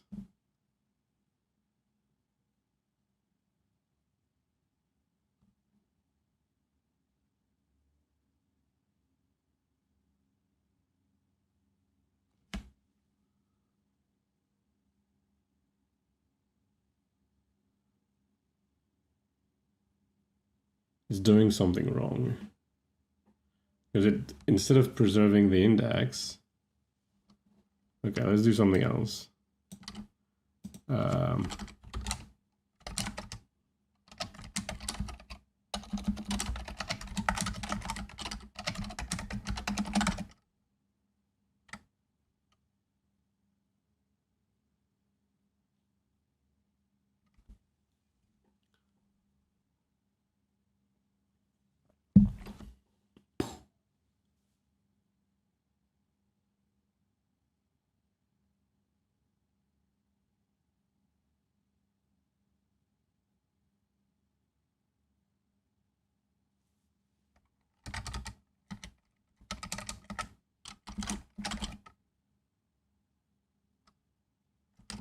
Yeah, okay, that makes sense.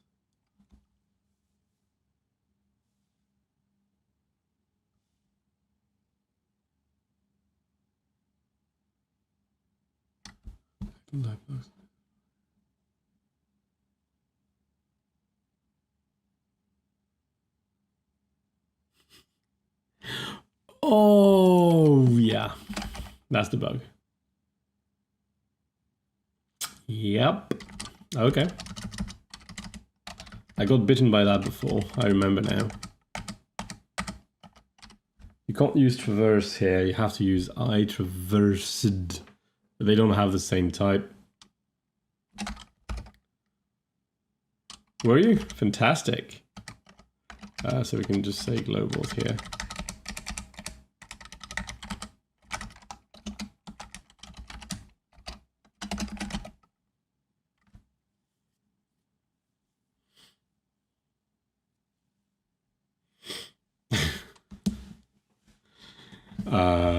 Took me more time this time to figure it out than last time. I was overconfident. It's fine, it's fine, it's fine, it's fine, it's fine. let's not get this. I mean, I chose to do it the silliest way and to go all the way there. It's my fault. We'll live with it. With a smile.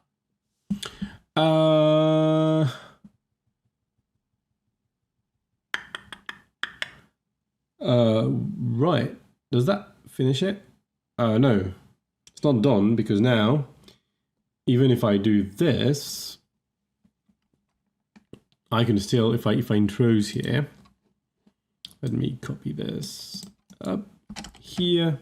We'll introduce something called plus, and that is what we want to avoid. Yeah. Now we really want to use our global environment and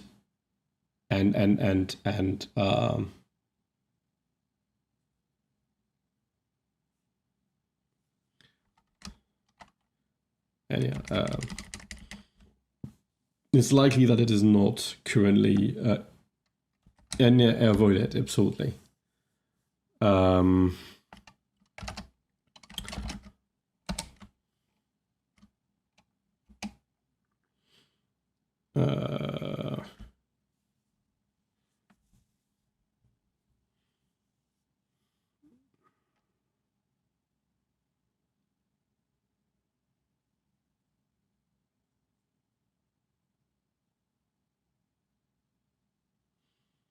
And so if that's the case, we use a different routine altogether.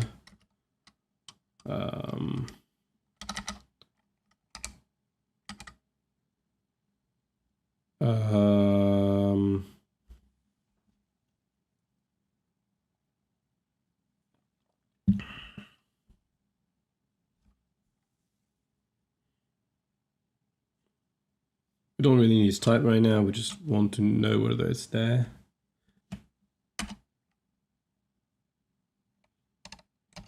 We're going to say, well, we're going to use this for fun. Where X, I need, no, I can't do this quite like this. I first need to get me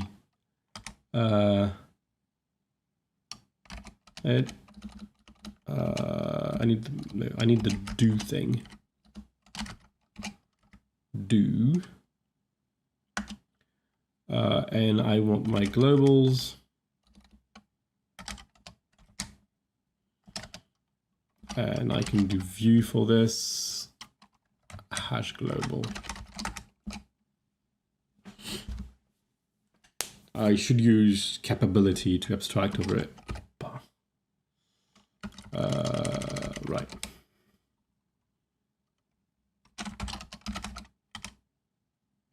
Case, if, I guess. If X not member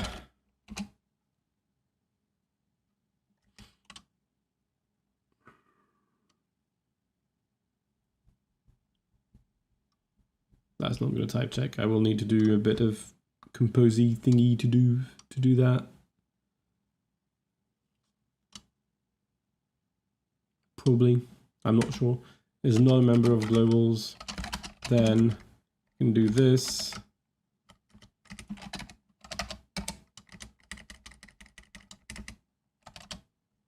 And otherwise, hello.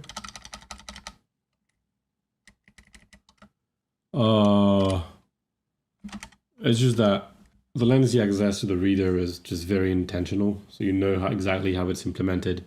And a better thing to say, I've got access to something called global, and I don't know and care how it's been implemented. Let me change the implementation. But really, for today, it matters absolutely zero.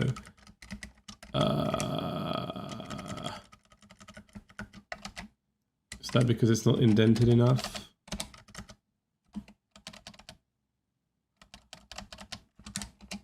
Well, yeah, but you need the monad reader type class to be able to do this.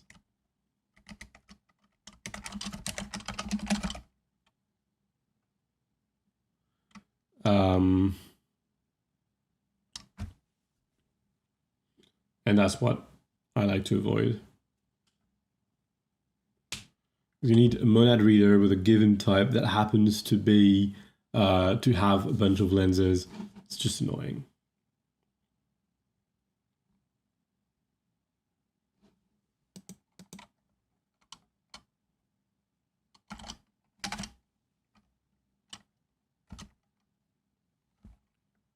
I think this will work. No, it doesn't.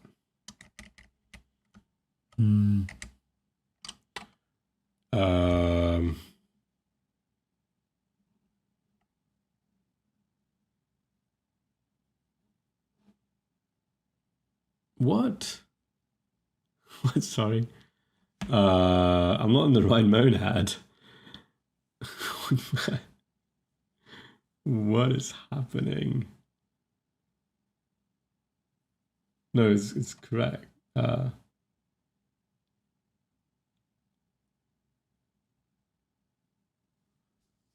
need to do compose here.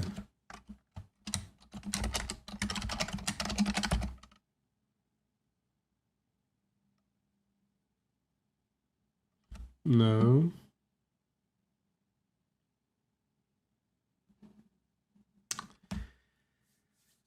Okay. Now I need to untangle the types things. So, what is exactly the type of tactic.make?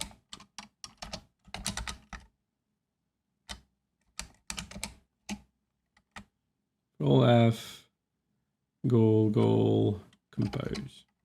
So I did what I wanted here. I uncompose things.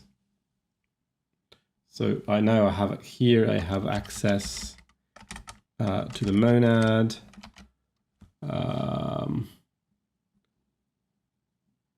So the type here, the type error here is because it's picking up the wrong monad, but I don't know why yet.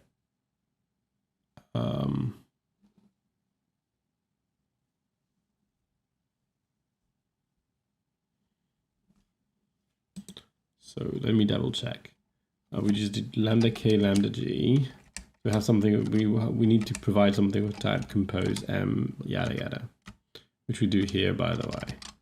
So here we do compose, and we should have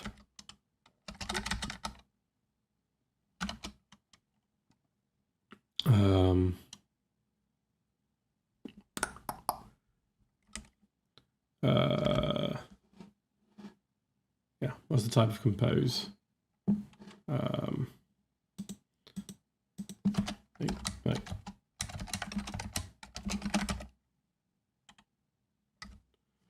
We'll see what the problem is. Can mesh compose tac m with reader t.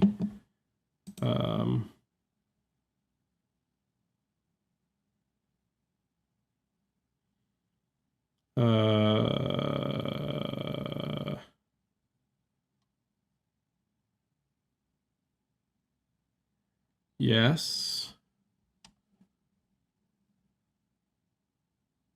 Right. So I need to run compose here. Get compose is get compose. For that to type check. No.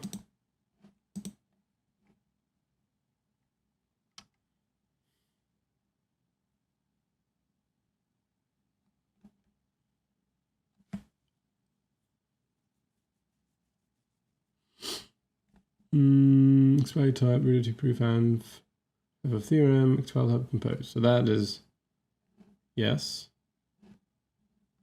Did I not save? No. This very much look like the previous. Yeah, that was the previous error. Okay. Explains that. Ah, we're good. There's actually no mistake. So I was looking for an error that didn't exist. Okay, back on track. So here we're going to do exactly the same thing a second time, except we're not going to rename anything. Oops.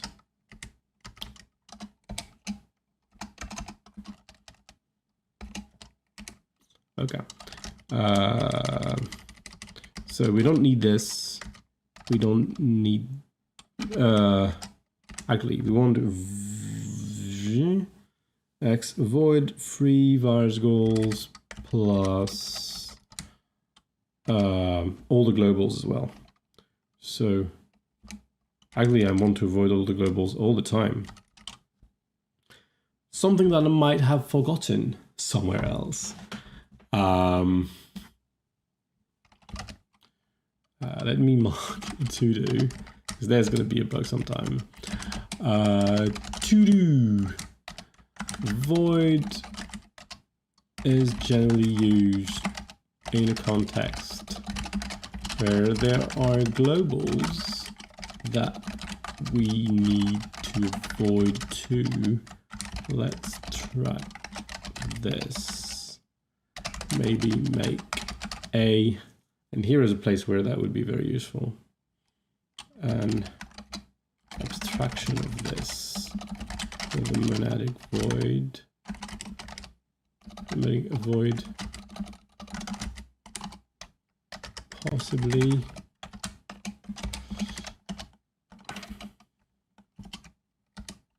hello.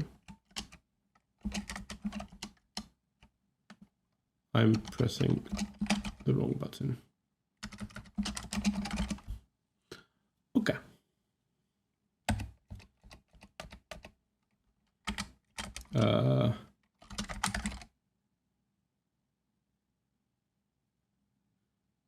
Implement this in the time. No, because I need to really. There's several monads, so I would need to sort of make all the monads together and to Like, in some place I pass arguments, in other places I yada yada.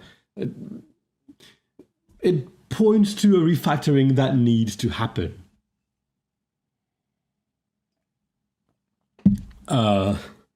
But anyway, tooly stuff. What about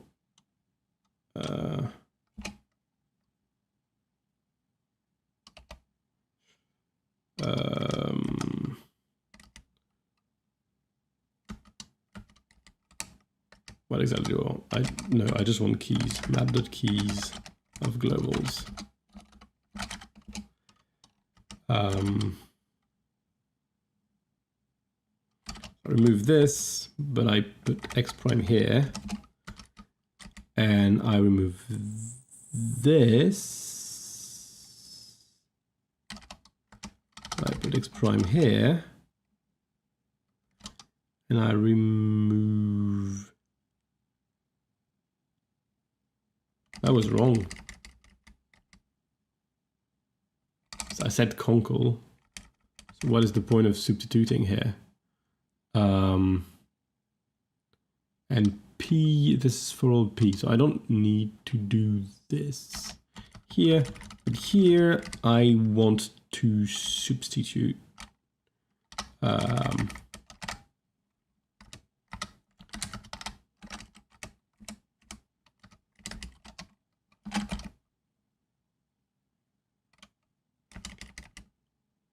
boom. And now +1. So I'm going to also do ++ map.keys globals, but eventually we might want to replace it by the monadic version. That would be a good example of capability. It's very useful there.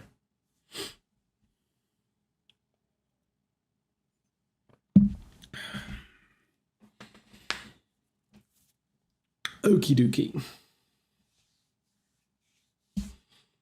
I think we're done doing some capture avoiding. It finally makes sense to type check tactics, I think.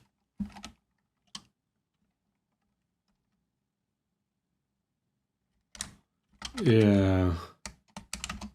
Type checking is annoying.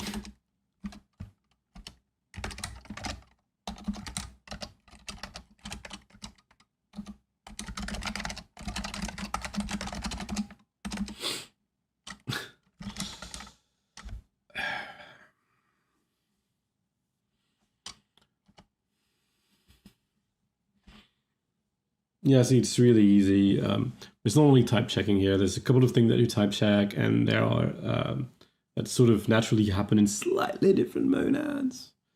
And there's this thing that is the tactics proof that is related to type checking, but it's not the same thing. And yeah, the interplay is not obvious. But I think I can fix this. I don't know when I'm going to do this, because right now, yeah, work is exhausting. So not a lot of programming outside of work. So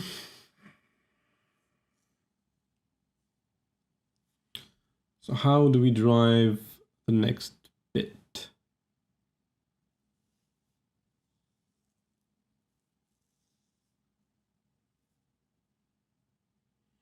I want to write a tactic that uses something ill-typed.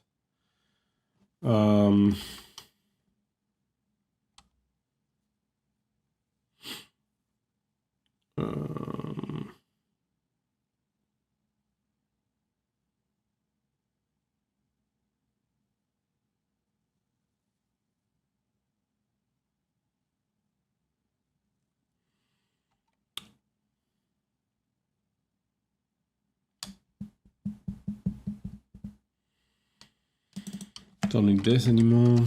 The single one will suffice. And how do we do this? Something interesting.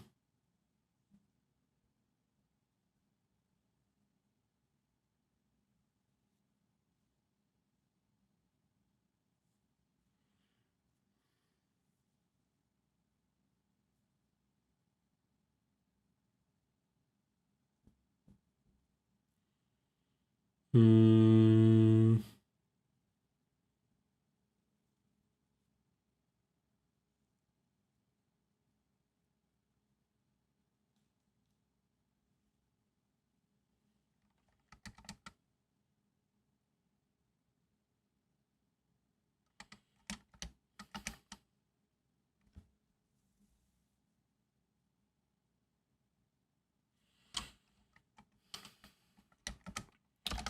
Oops.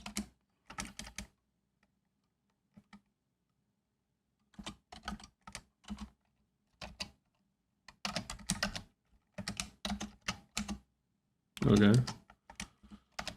N equals 0.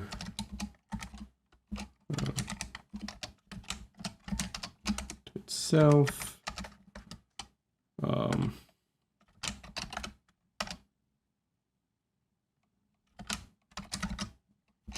Ooh, interesting. That is.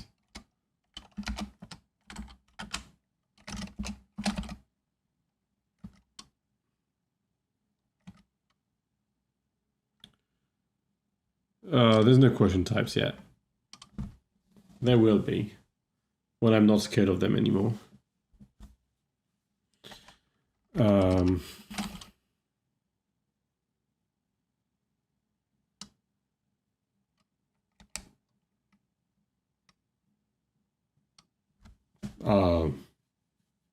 Just a quotient, I think.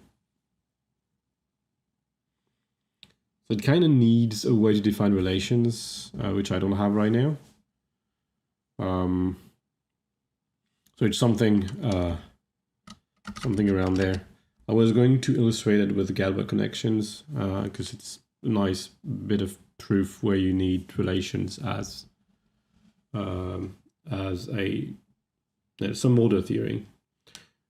That's the easiest sort of relation-based maths that I could think of. But quotients are another case of this. We need a relation, and then we can just form a type using a relation.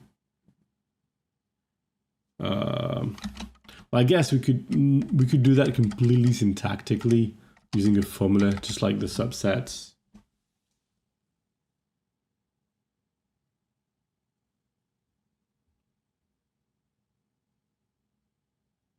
And having its own count of binders.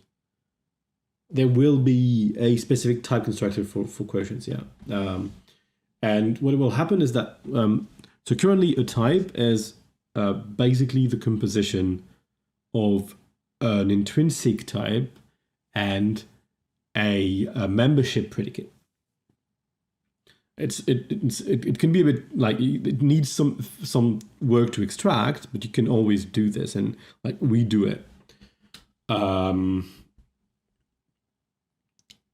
so that would add a component, which is that a type would be a triple of an intrinsic type, a membership predicate, and an equality relation, which is an equivalence relation, yada yada.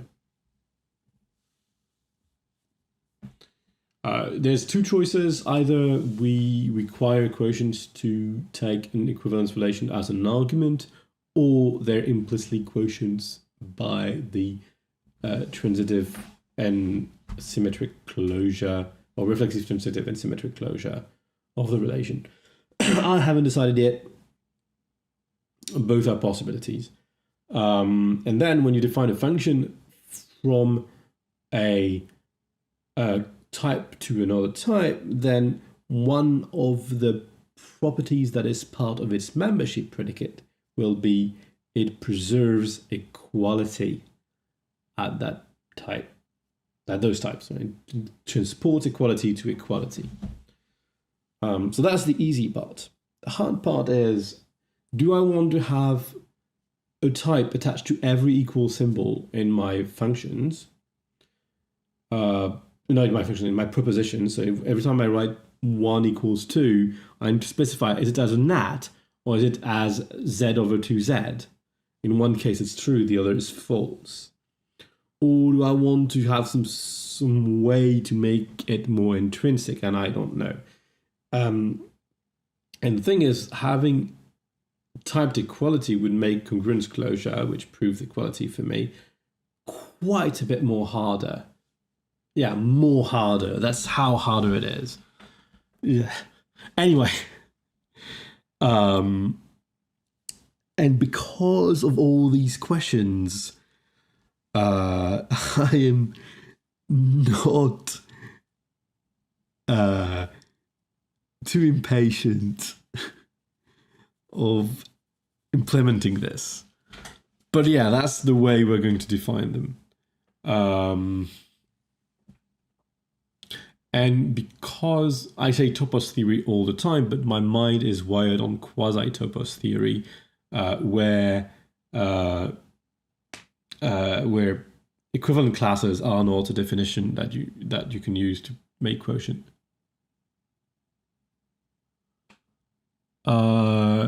Well, right now, to prove a function, you don't really to form a function, you don't really need to prove anything, except like if it has. I don't do definitions, so so the axioms need to be correct, and this is not checked. But if you were to prove something, you would have to prove that the postcondition is valid. That if it's a function from type A to type B, then indeed the result is in type B because it has a membership predicate. If we had quotients, you would also have to prove that quotients are preserved, which also we need to make sure is often done automatically. But it's still significantly easier to reason about than in type theory. Well, I guess it's not very different from Setoid equality, except that the system understands it, and so lambda understands, or will, when lambda exists, lambda will understand quotient. So there will be some sort of built-in support, as long as you don't pattern match on things. You know that you don't have to prove anything as far as setoids are concerned. Other than that, it's kind of fairly explicit. And I think that may be a problem, and we might want sort of a two-level things where you can be explicit when you need to, but most of the time things are more rigid. The problem is that for now, this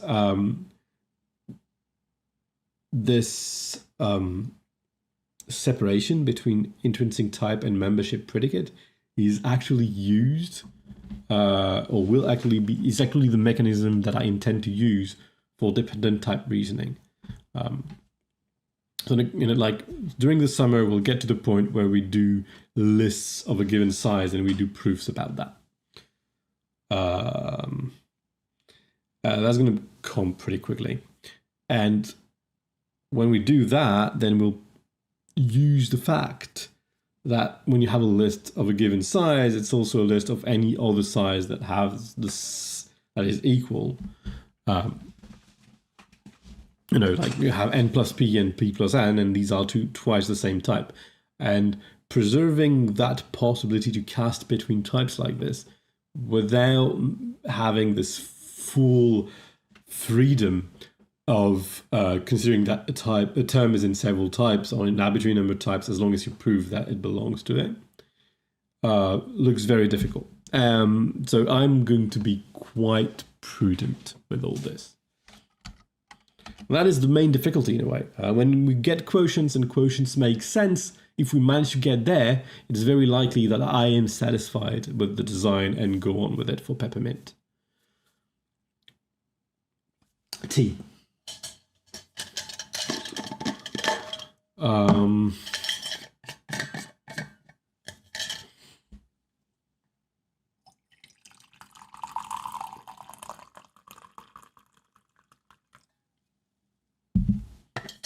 I'm not sure we're going to finish the type checking of tactics. It's a bit subtle. It needs to be interleaved with tag. This points at a ton of refactoring that will be very, very nice next time.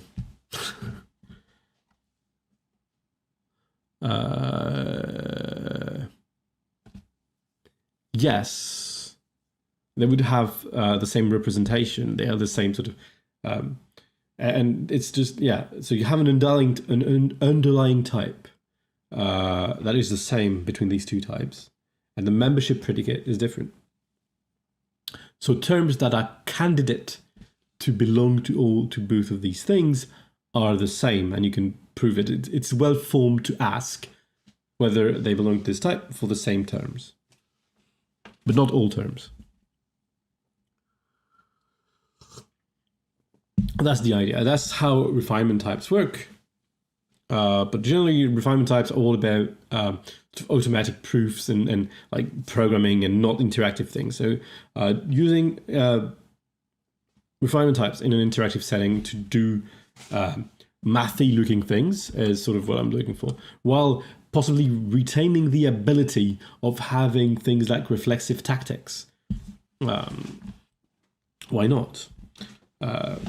Things that prove things for you, and like possibly compiling and having a ton of fun. One of the difficult thing in Coq, for instance, is that you can't really compile anything.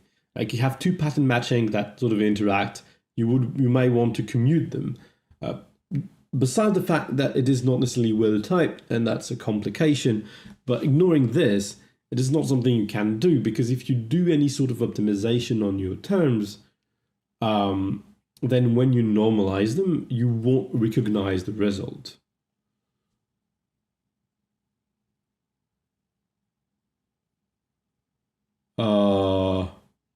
Well, you might be asked to write tactics. It's just that you will be able to write the statement of two vectors being equal,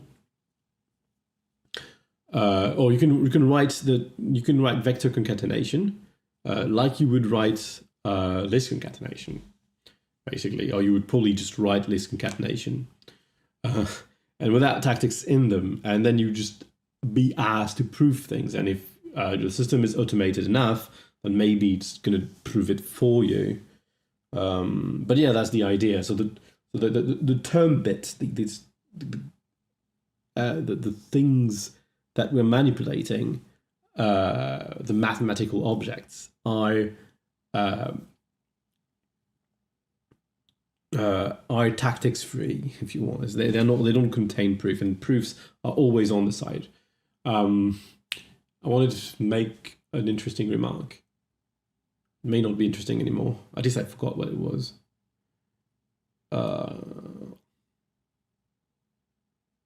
Never mind.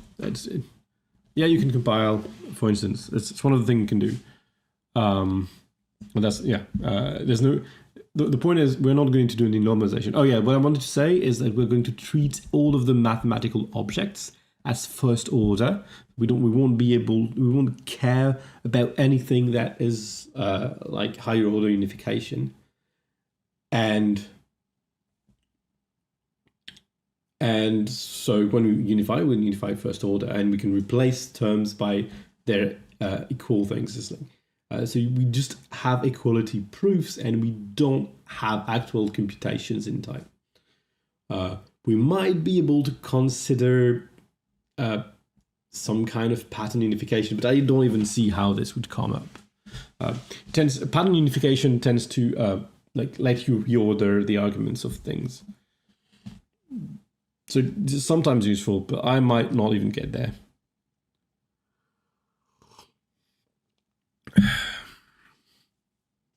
Well, yeah, there's a couple of things that it lets you do. You can yeah. Anyway, let's not ramble too much. Let's jiggle things a little in a rigid way, but like higher order things. Anywho, so that's our function. It takes an f of that type, and what I wanted to add is have. No, I want to do intros.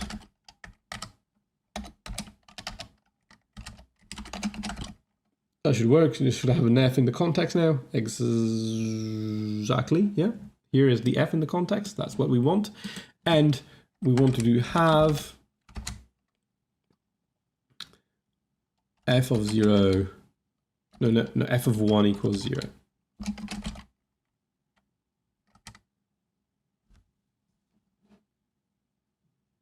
Syntax error. because it's using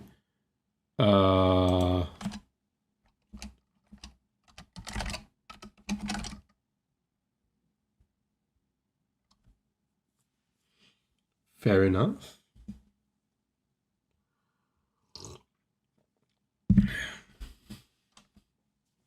And yeah, the idea that possibly if we want to have computations, we allow ourselves to make computation only work on closed terms, that we can compile to our heart content just as much or as little as we want and do some things. Just things in the back of my mind. I'm not saying that is the next thing I'm going to do. But it's just, it is possible. And so it gives us potentially something that is even more of a real programming language than what Coq is. But it's also like, I'm planning on less type level programming than even Haskell has. So it has pros and cons. Mostly for the moment, I want to explore the mathematical side of this. Just do maths, not do proofs of programs, but you never know when this will come up. And I can't really, like, you know, my background is proofs of programs, so of course I always think about this.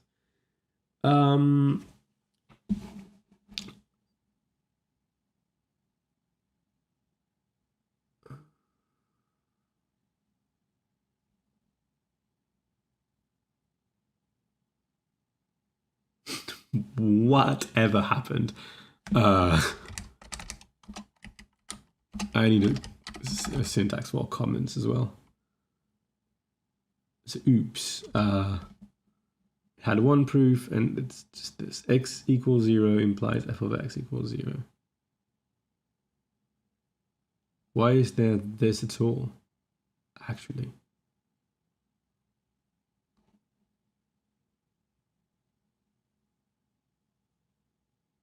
Implies false. Oh, I have false, so let me just write false here. I think something wrong happened to top, but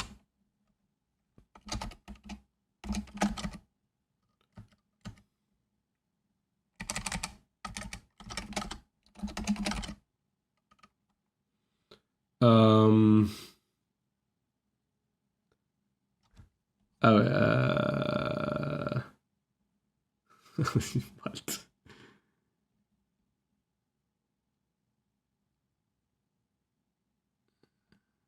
Oh yeah, okay, sorry, exactly. So that's a good illustration of what I was saying. This here is, so f has been decomposed into 2 bits. This is f. F is just an ordinary function from nat to nat. Understand a partial function, it's fine. It was supposed to be understand Usuda's total, but I didn't add the total to check. I don't even know how to define it yet. Probably something you can define by induction on types. Possibly, maybe. But trickery is, I mean, something with equality can probably be done. But you need to be a bit careful about that. So I need to be able to materialize non-termination as a value, etc. Careful. So this is the property. It says, if x is 0, then f of x is equal to 0. That's just the same thing as saying that f has that type. Yeah? Okay. Now, my point was, let's add an extra hypothesis. This hypothesis says f of 1 equals 0. And it says, I'll just prove it. But the problem is that I should not be allowed to prove this without first proving that 1 is 0. I mean, this is technically, this question is well informed because we've decomposed things, but this isn't. This says f of 1, and f is only defined as per a type system when x equals 0. And I'm not really allowed to decompose things further. the first thing I need to prove, and I need to have this as a goal somehow, is that 1 equals 0, which is going to be a problem. So I shouldn't be able to complete this proof. Well, I can't because I'm proving false. I'm sure that by if I jiggle this nav, I can eventually create a proof of false, just by assuming that some types have some values. Maybe not.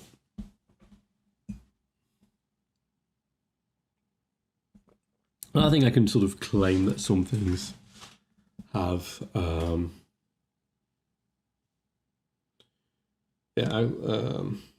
I can probably manage it with some effort.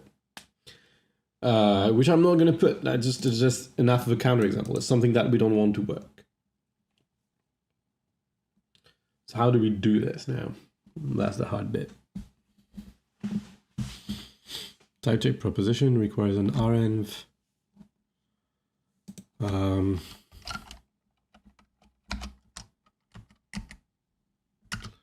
Well, so what exactly is meant not to work?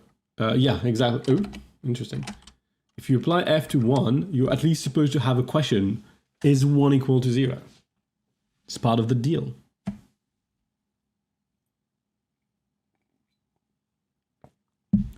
In this word, types, unless otherwise specified, are reputed total.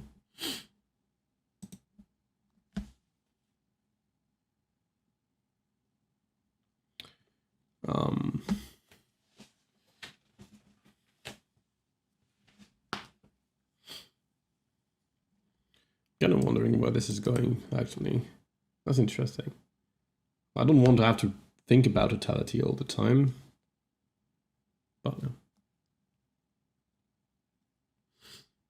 Yeah, pretty much. I mean, I'm supposed to be allowed to.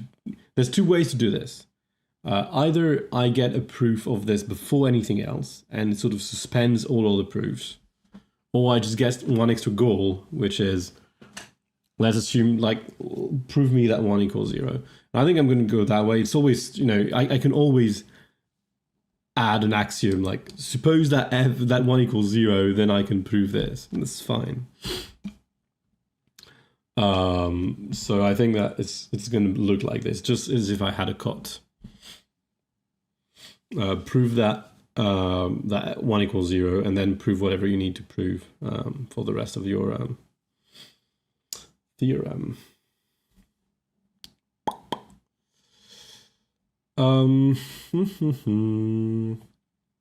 So where does that happen?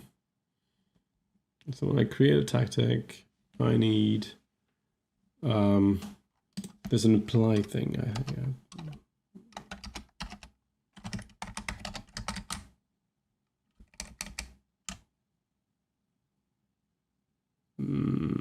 That takes a normal tactic. It's a bit. Oh, eval tag is the thing. So eval tag takes a tag sort of to a tactic, but maybe you want to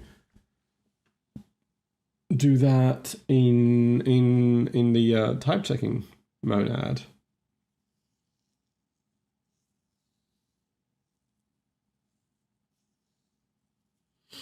Because here we're just like running, oh, have a bunch, not really here, but in have,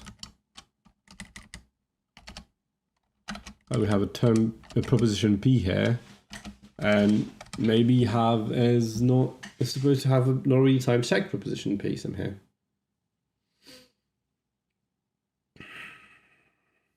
That will make sense. I don't pass in type terms to things.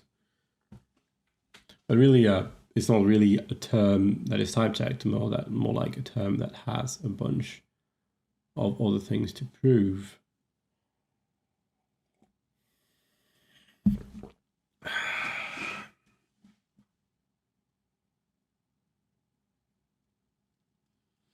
What's the right approach? I'd probably want to avoid making each and every tactic have to deal with this. Where do I call eval tag? Let's start with this. Not here. Exactly here. That's quite nice.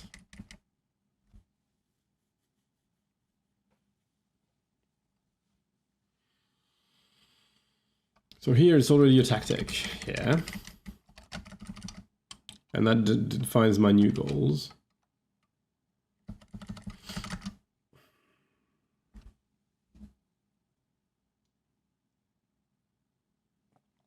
Yeah, but what I do then, I do tactic then, evil tac, evil tac. The problem is this one can't be type checked before this one has been run.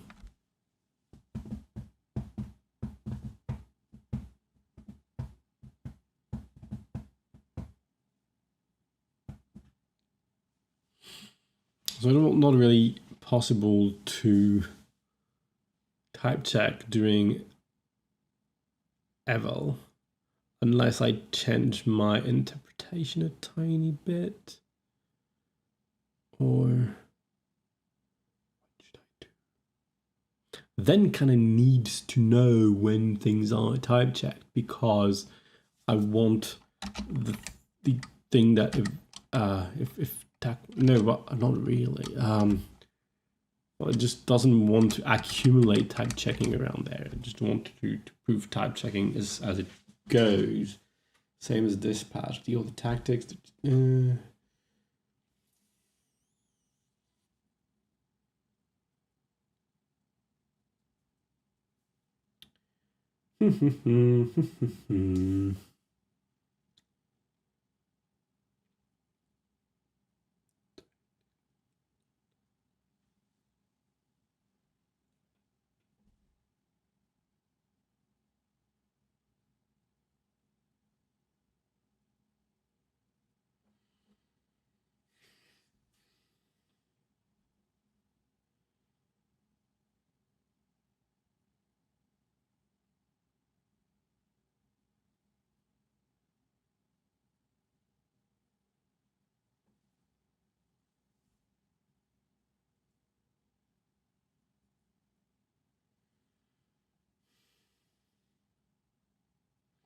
I think it sort of means that each tactic is sort of responsible for type checking things. One way to do this is to define tactics that take terms that are already type checked and make a wrapper around them that takes a non-type check term. So we're going to pretend these and these take slightly different types.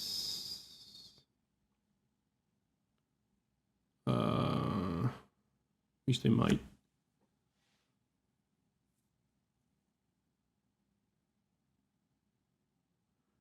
What seems to be a little worrying about this?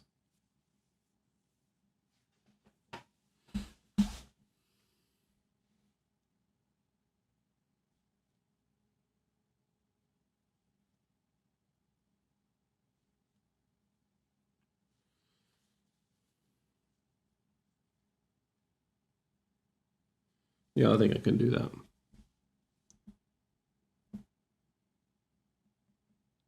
Yeah. I think I remember about like having troubles like this with Coq. There's some things like there's a weird thing where tactics may be less syntactic than they look. So you have to be a bit careful about when you do things. So I'm guessing that what you mean is that you could easily forget to type check something and have tactics do wrong things. And it's a fair point, because tactics are primitive.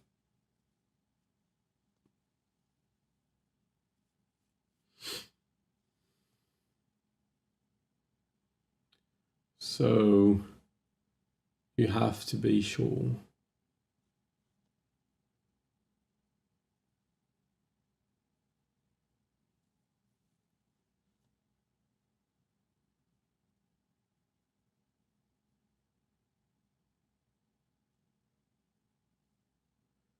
But then again, it's always syntax's job One way to do this is like when you take a preposition as an argument and you haven't type checked it, what you really want is something of that type, sort of. Well, not really. That's like ranv to TCM of prop turns type check preposition.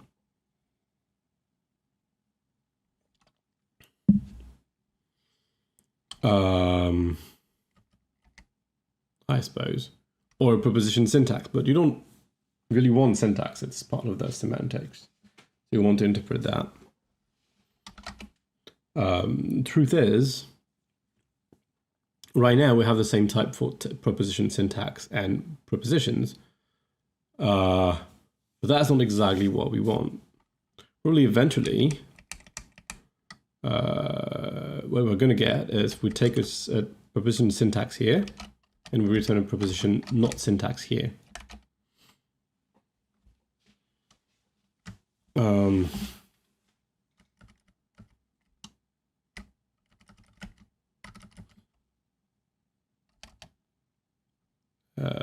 Meet yeah, and so you would have a transition between two things. Inside a goal, you'd take a preposition, like a bona fide preposition, and this would probably be syntax because I'm just passing the program. I would get the syntax out of this, emit this here. That would be a preposition and not a preposition syntax, and that would sort of work out. So I think that's the way to go. So the way to do this is to do. Where are my tactics? Okay. An important tactic, which is check prop.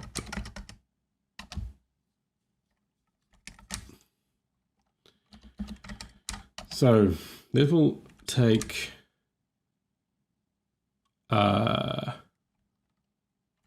renv to TCM of prop, a proposition, is it proper proposition, a prop to a proposition, then to a attack. So a tactic that only needs a proposition, and will return attack. Now, defining this is where things get interesting.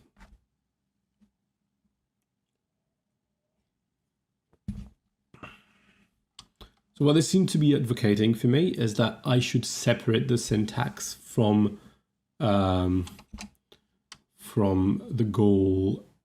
So the syntax from like the concrete syntax and the abstract syntax. Tomorrow.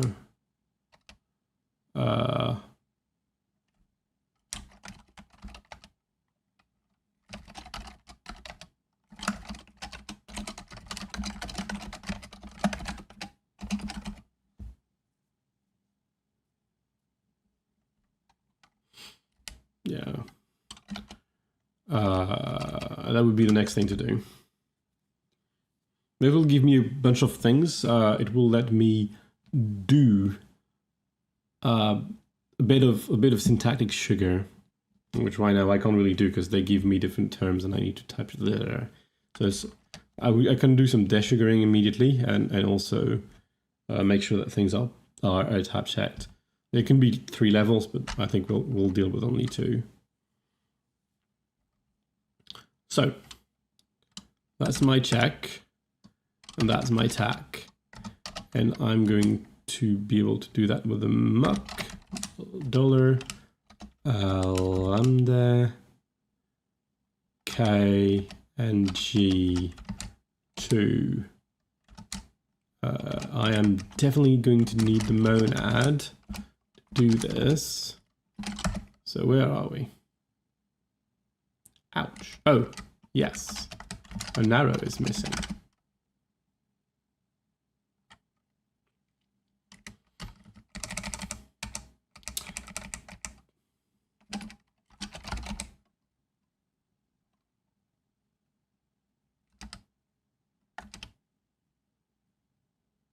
Nope. Oh, it applied the wrong one. Okay, I'm writing this.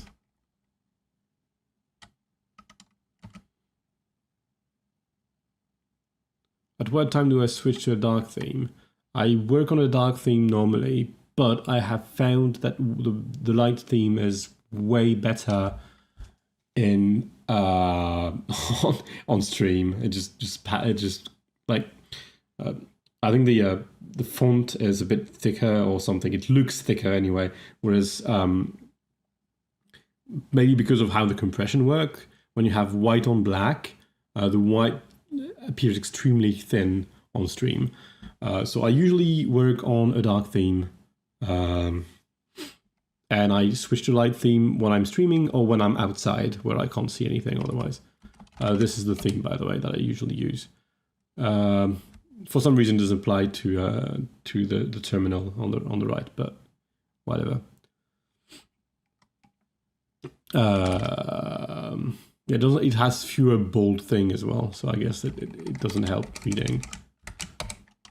Anyway, back here. My screen, however, has some red shifting right now when it's night, so it's not that white here. On the other hand, the lighting here that makes it so that I don't look completely dark is extremely bright. Anyway, so what are we doing? We will need to build an arenv. An arenv will go new type arenv. I'm going to need this. Oh no, we don't want this. We want to do some. We might. Oh. Okay. I can do this.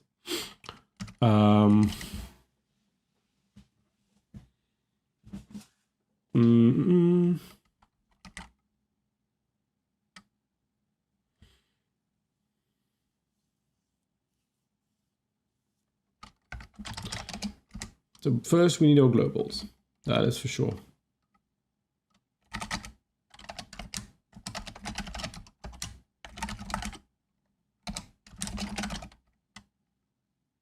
We're still good.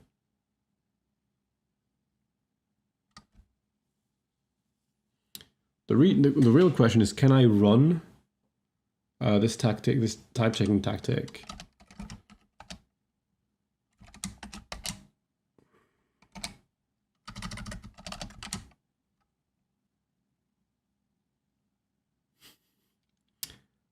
Okay.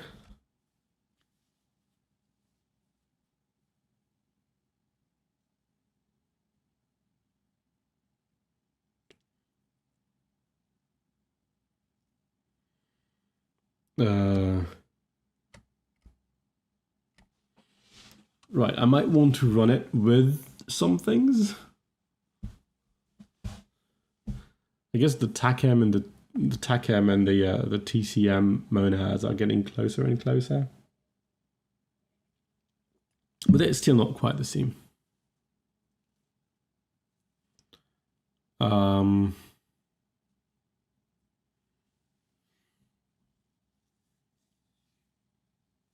Where do I call run TCM currently?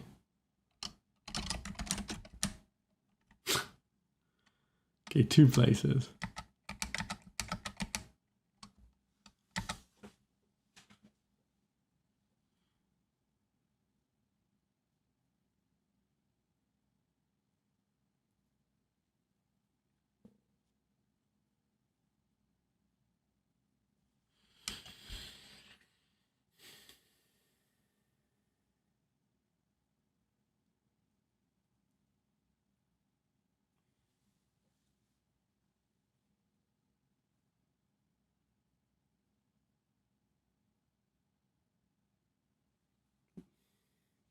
It's not correct. So there you have it. At least this part, like this, I can coerce this into generating a proposition that talks about a global, or that at least, well, that has the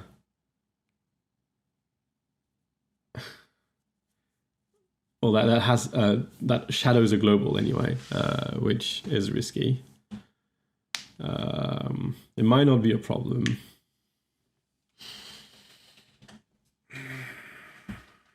Because it just shadows the global. But again, because things are shifted about,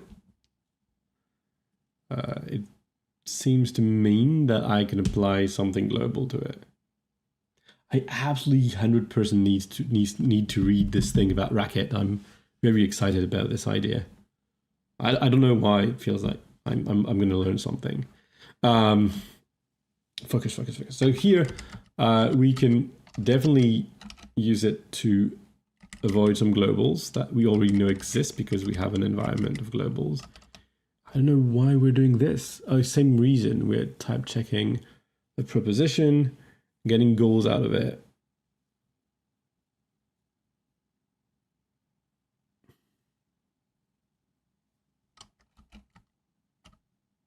The difference is that here we want to prove it, and here we don't. But in both cases, we completely avoid. Okay. It's more cute than highly enlightening. Well, truth is, it might still work for me. Well, I'm probably going to learn something because it is. I didn't understand your explanation, which admittedly was short, and in a Twitch chat, it's not the best way to do maths.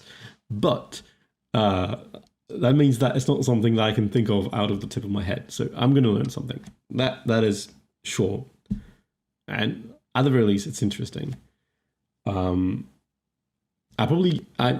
might have learned about it before because it sort of feels that I've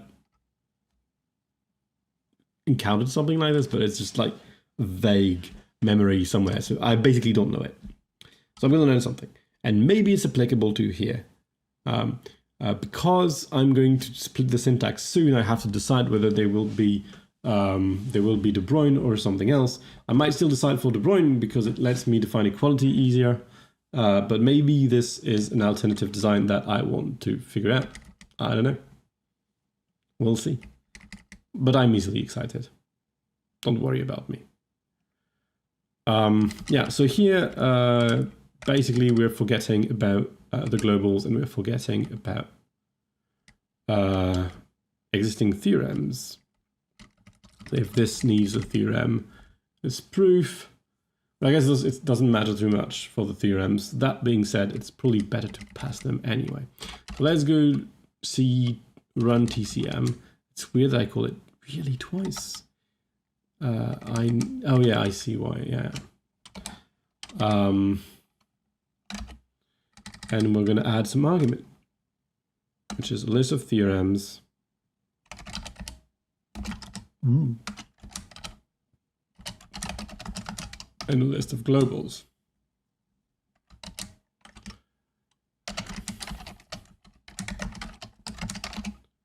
We're going to call them theorems and globals, and we're going to kill this.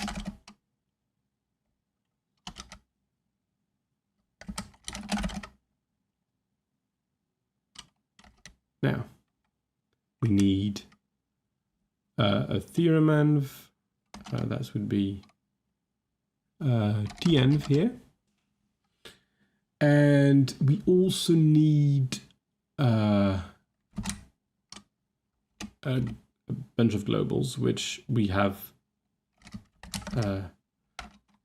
is to map of globals renv.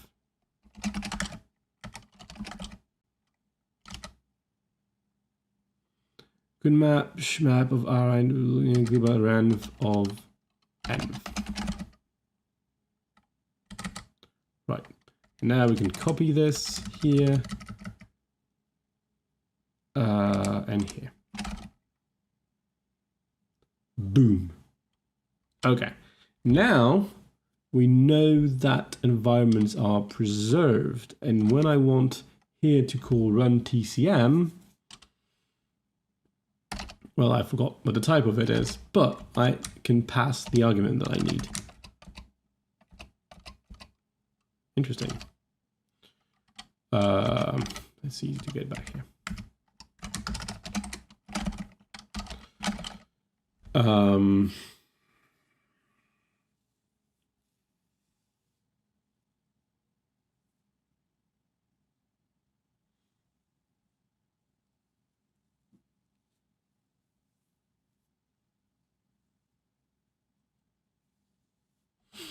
Okay. So what I can do first,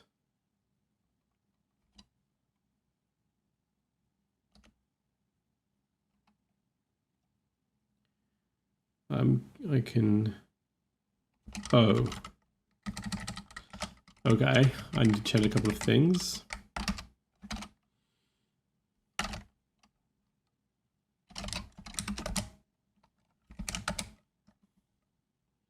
So,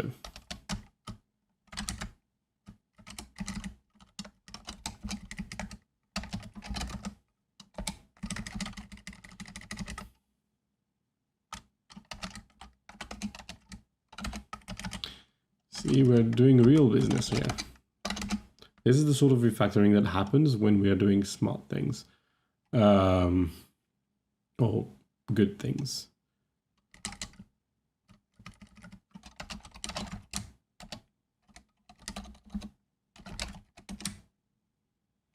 What do you think, James? Should I have the A first or the status first? I prefer A first, I think, but I never really know. Okay, I didn't expect that. Oh, I see. I was going to write something and yeah, that can't be well typed.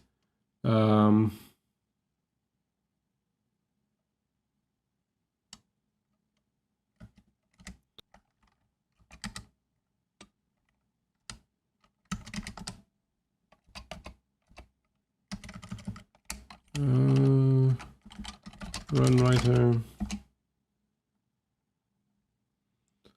Oh, I can possibly remember 0 things about anything.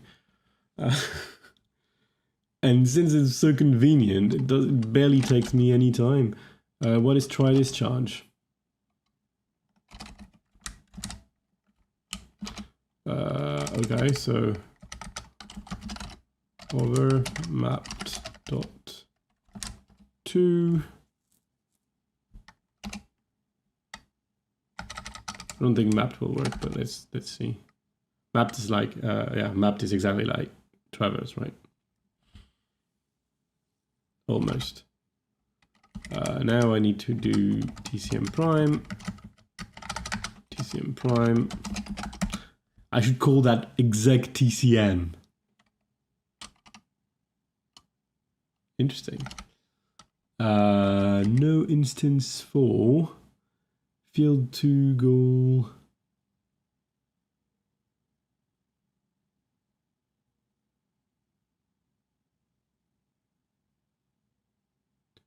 Oh yeah, that's because I'm an idiot. Oh, am I? Yeah, okay, so what does that do? I thought so. So will that work better? Yes, it will. Fantastic. Okay, so now we can call run TCM here, which now has an A. So whatever word is not quite correct. The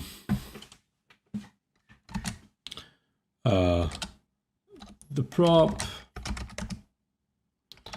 and goal potential TC goals.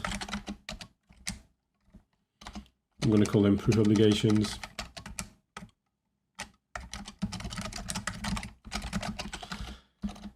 We got that by running run TCM of something, something, and check. The point is that this is very important because it moves the proposition into this context, and we couldn't have done the check before. That is what matters.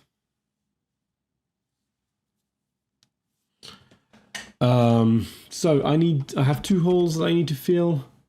3 holes. Ooh, interesting. Okay, I don't know. You're trying to be clever, and I'm trying to be clever at it, and that doesn't work. Oh, we have this problem again. Yeah, that's because it's a let here. One of the worst things about Haskell is the instance of monad for the arrow. Because whenever you do something wrong in a do statement, it will start thinking that the monad, the ambient monad is the arrow, and it will just mess up, like return horrible error messages.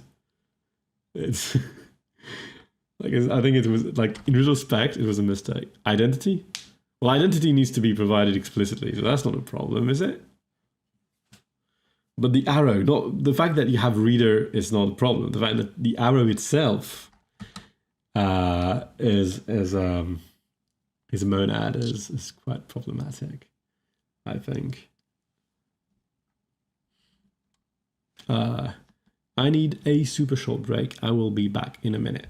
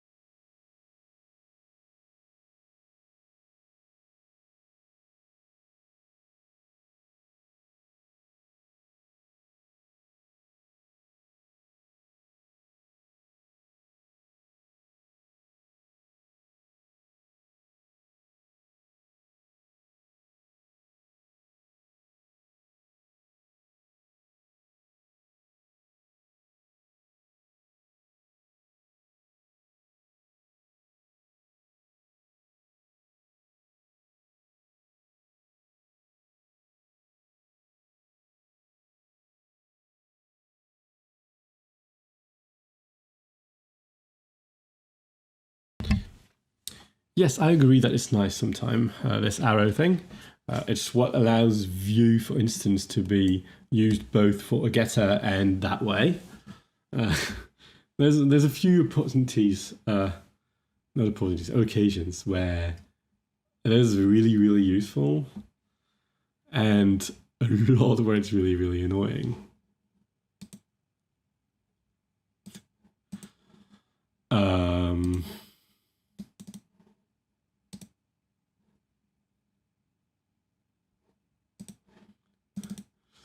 Sorry. So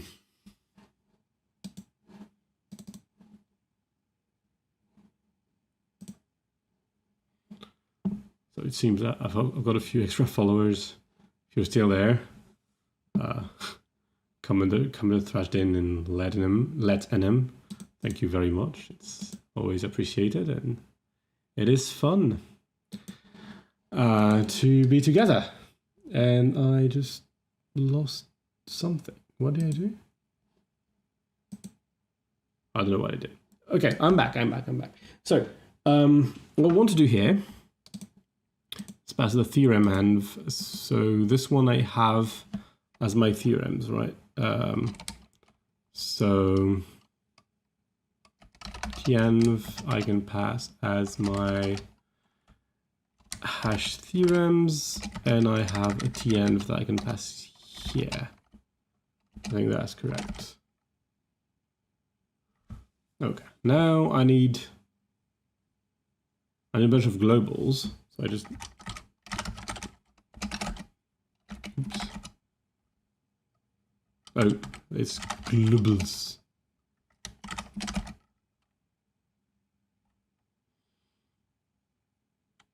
Oh, and I need an renv. It's a bit redundant. Why do I need globals in TCM? Enlighten me.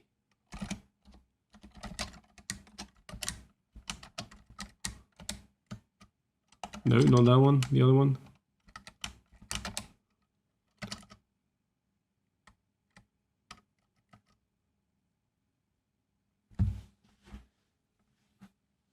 I just need to push more data into TCM because that's silly.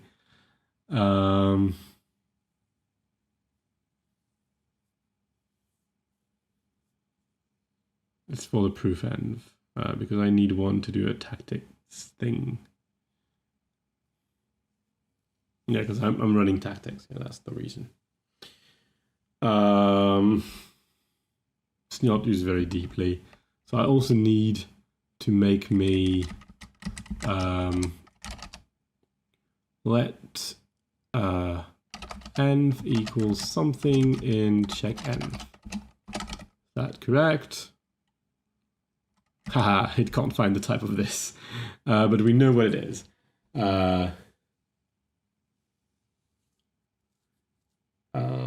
Rigid viable T. What? My God. It's a bit confused. But we know that this is a renv. Renv. And that's what the type is. And we don't have any locals. Oh, we do have a lot of locals actually.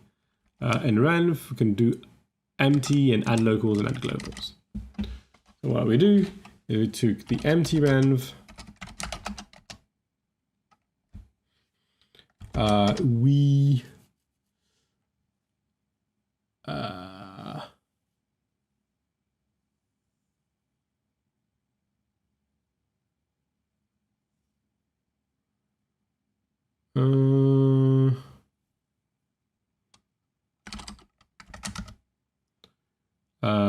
ident and type and env last.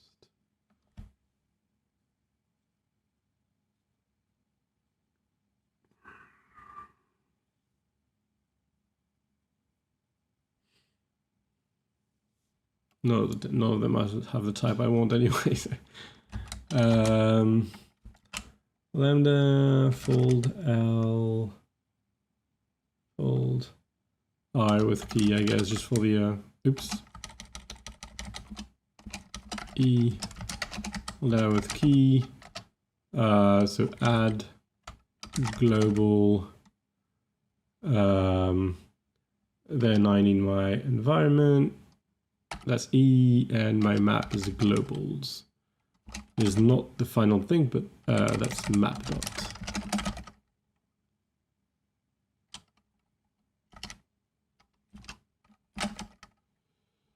Okay, and I need an extra thing, which is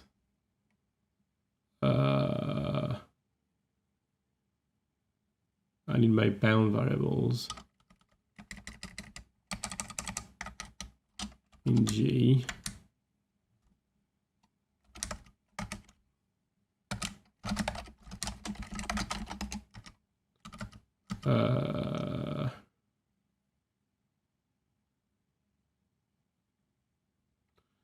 And here we do lambda e folder uncurry add local. Nice combinative salad of a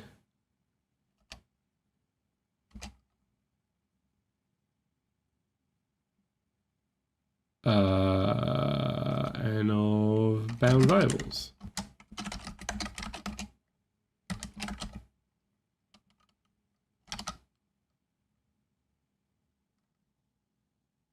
Yes, that's what I meant.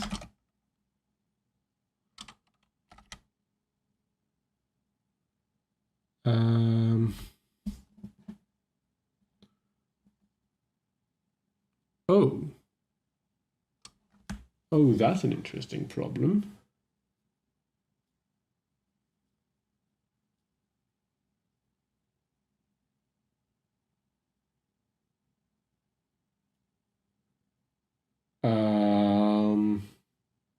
That is a good point. So it's fine. Do I have an I type to R type transformation?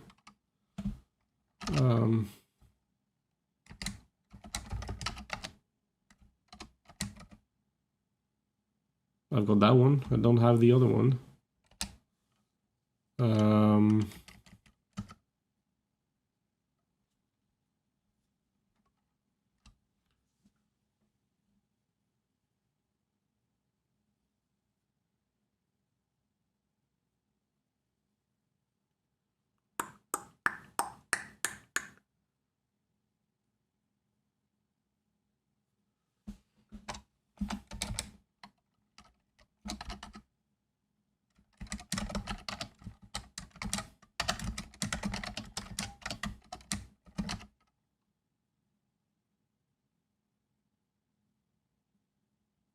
Yeah, that's a good one.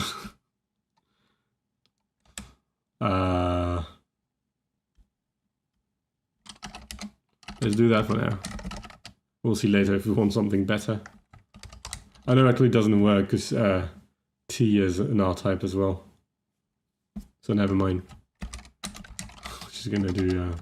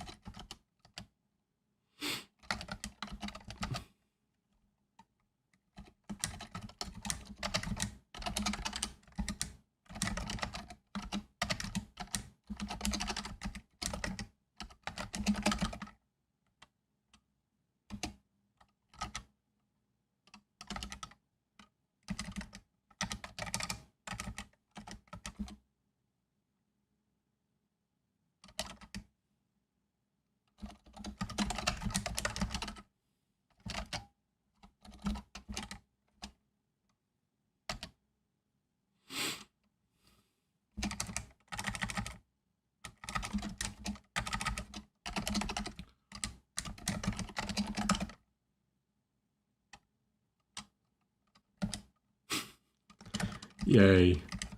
Beautiful.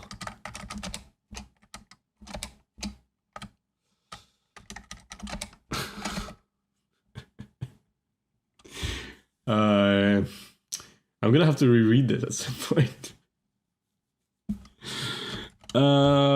This is fantastic code. I love it. Okay, now we have potential proof obligations. We want the proof obligations. Oh no, there's the type of natural numbers. So really, I should add the partiality thing everywhere when I do that. So from the point of view, it's just like a refined type is either natural number of a refined type, a row of refined types, or a subtype right now.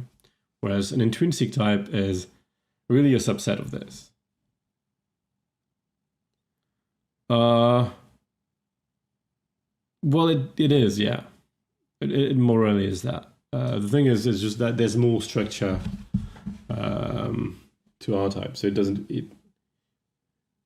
So in a way, like so it's like what you're saying. If you're seeing an R type as a pair, they're not represented like this quite. But if you see them as a pair of an I type and a membership predicate, it's exactly INAT to top. INAT pair, the pair INAT top. But it's not exactly what the types look like. Because there's a bit, there's a bit of structure that is imposed on top of it, so that we can write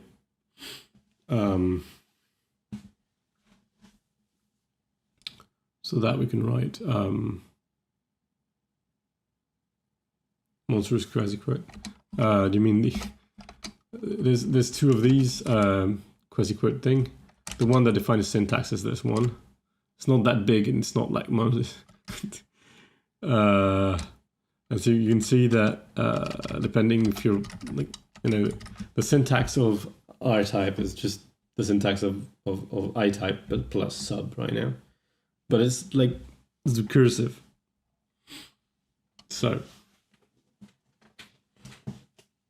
if we use some sort of unfixing thing, then this just embeds into the fixed point of this is embed into this just because the type the base functor embed into one another. So it's sort of trivial.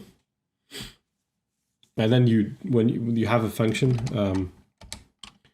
so when I go to underlying I type here, I have a function that just removes everything that is not an I type, and then there's the constraint that computes recursively what my actual constraint is. But there are some occasions due to the way bidirectional type checking works where we actually exploit the structure.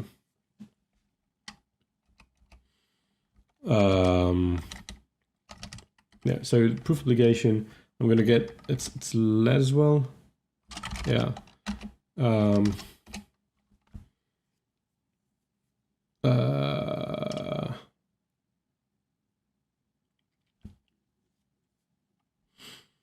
So I need to look at what the discharge status is.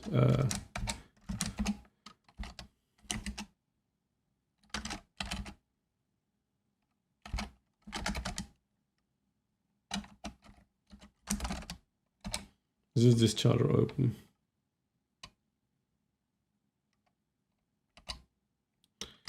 So to a list of mapped. I think I need traverse. Yeah. So we take a list. The list is potential proof obligations. Thank you, absence of completion.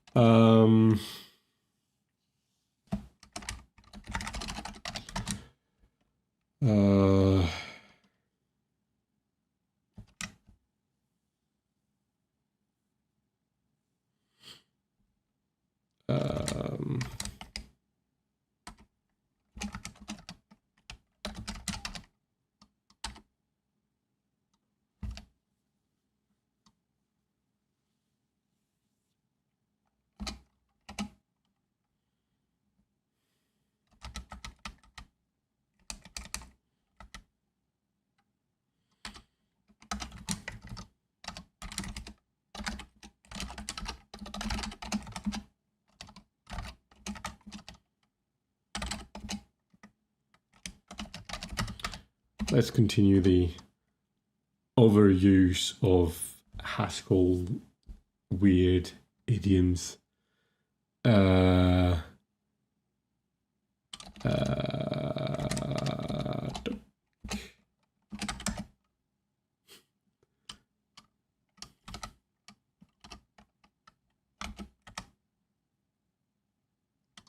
No, I meant neither of these things. I think it's data function.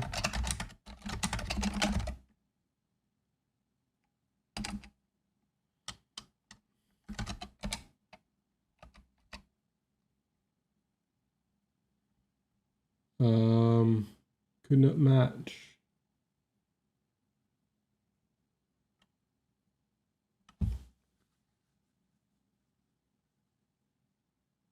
Dot instead. On is for all things. Okay, that's fair. I can remove this.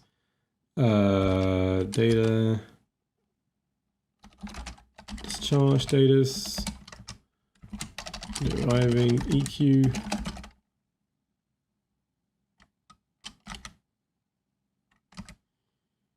Okay, we're back.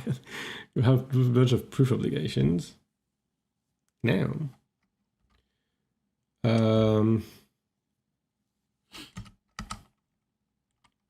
look at how easy it's going to be. We are going to. Well, there's still the checking of this. I'm going to ignore the checking, but we need to do the checking. That's something we've got to go. I'm going to end up like in 10 minutes because I'm tired anyway. It's late and I need to sleep eventually. But it's very nice of you to have stayed around. Have an excellent night and see you soon, I hope. Bye-bye.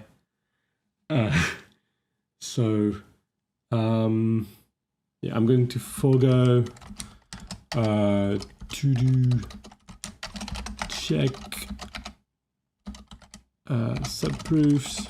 It's the thing I don't really know how to do properly. It's checking every time that I get a goal that it's actually a proof of what I expect it to be. I wish here it was going to be annoying. I can make videos for that as well. It should be fine.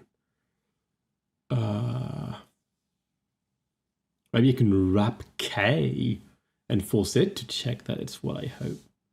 Unless I don't know. I'm not sure. It probably works. That's supposed to be like a fatal error when that happens. So good. Proof. So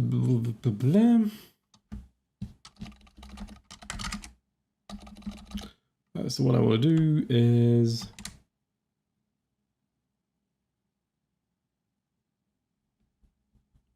what is it that I want to do? I want to do something. I have to do get compose.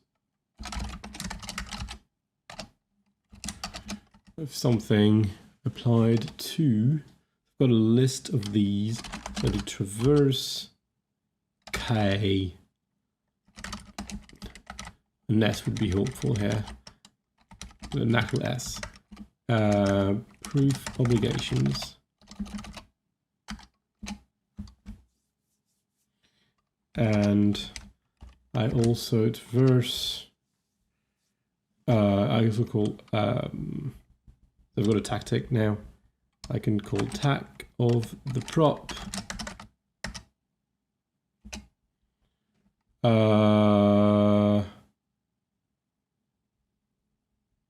No. I'm doing something wrong. No. I have to apply the tactics as my continuation, yeah? I have to compose. I'm doing something.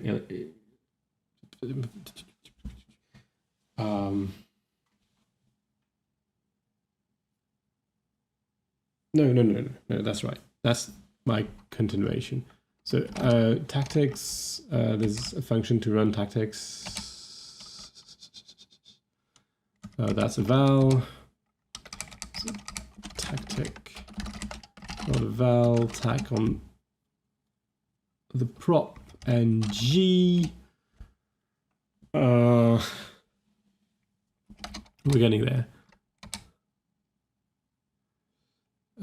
Before G, I need to pass K, of course. and I need to parenthesize things this way. Now I've got list of theorem to theorem to theorem.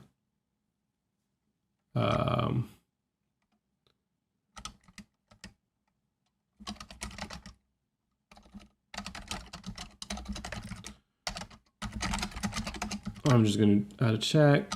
So oops, wrong button. But there should just be a way to check these generically. And I'm going to ignore this. I'm going to do proved G prime.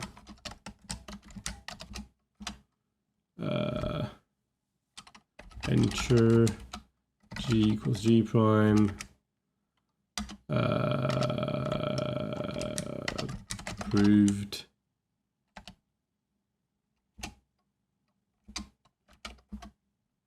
G.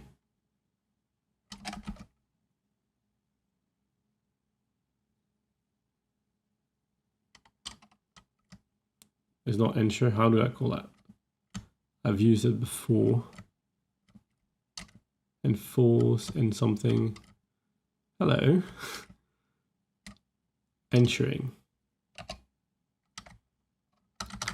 Fair. That's because it takes the continuation as an argument. It makes sense.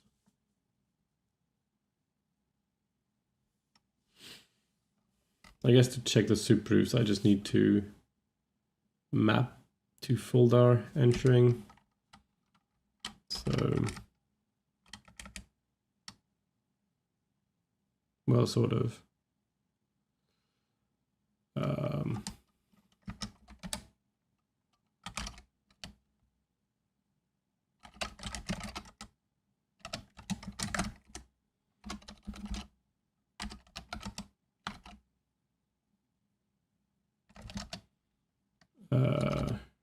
X is entering G equals G prime of an X, so we can do entering prime G prime here for consistency. We can have so P, we'll put P, not nice, okay, and that's P's, and that would be folder ensuring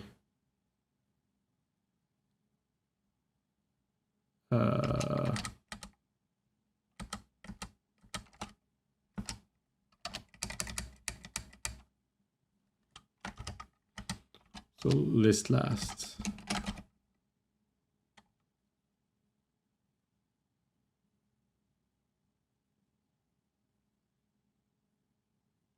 Could not match theorem with bool.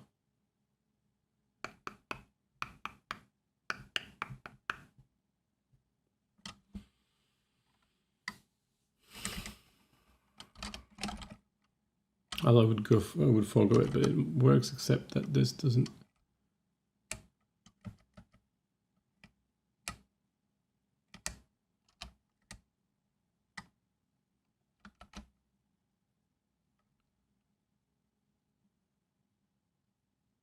A to B,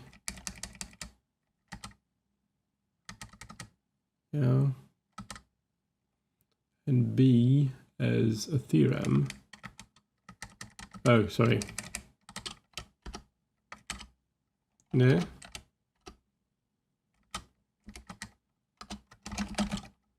That's what I was missing. Okay. And now we have checked everything. Now we have check prop. So check prop, it should be our function. Basically now we just need to check prop things. Like we'll go to the val have. So I'm going to make a small commit.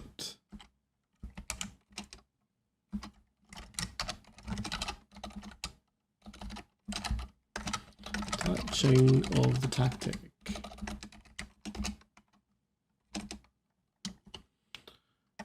Here we can do, instead of doing what I wrote, we can do check prop of something.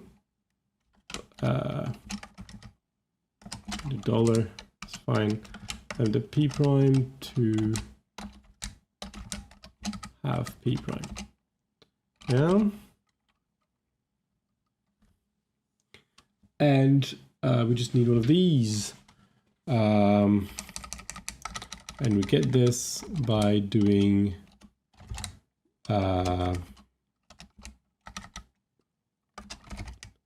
type check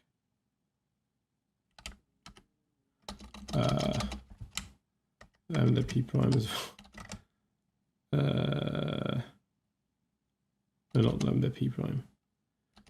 Sorry, check prop takes the lambda env to type check prop env p. I'll manage return p.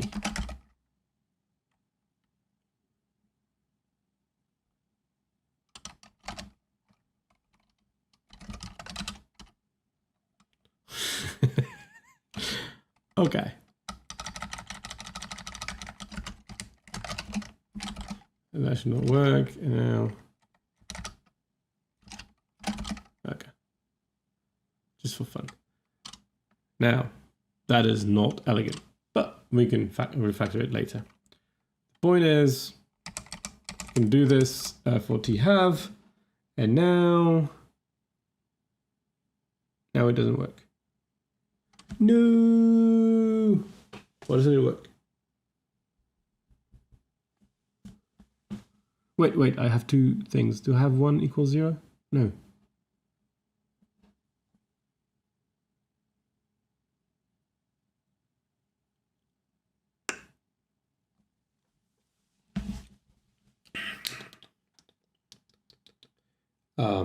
So I had to prove, well, and I have, and I was supposed to have 3. Damn it.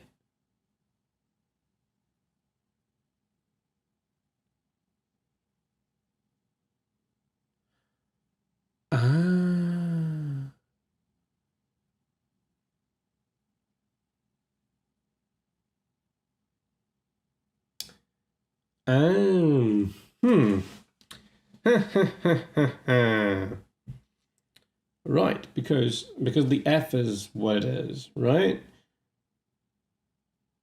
What is a niche topic? My streams?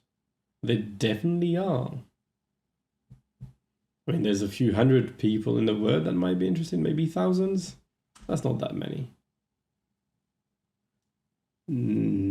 Anyway, I hope you enjoy it, and welcome to the stream, Freeman7.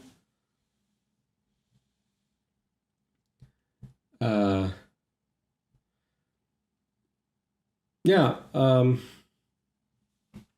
So 7 is a T. Very elite. So free mint.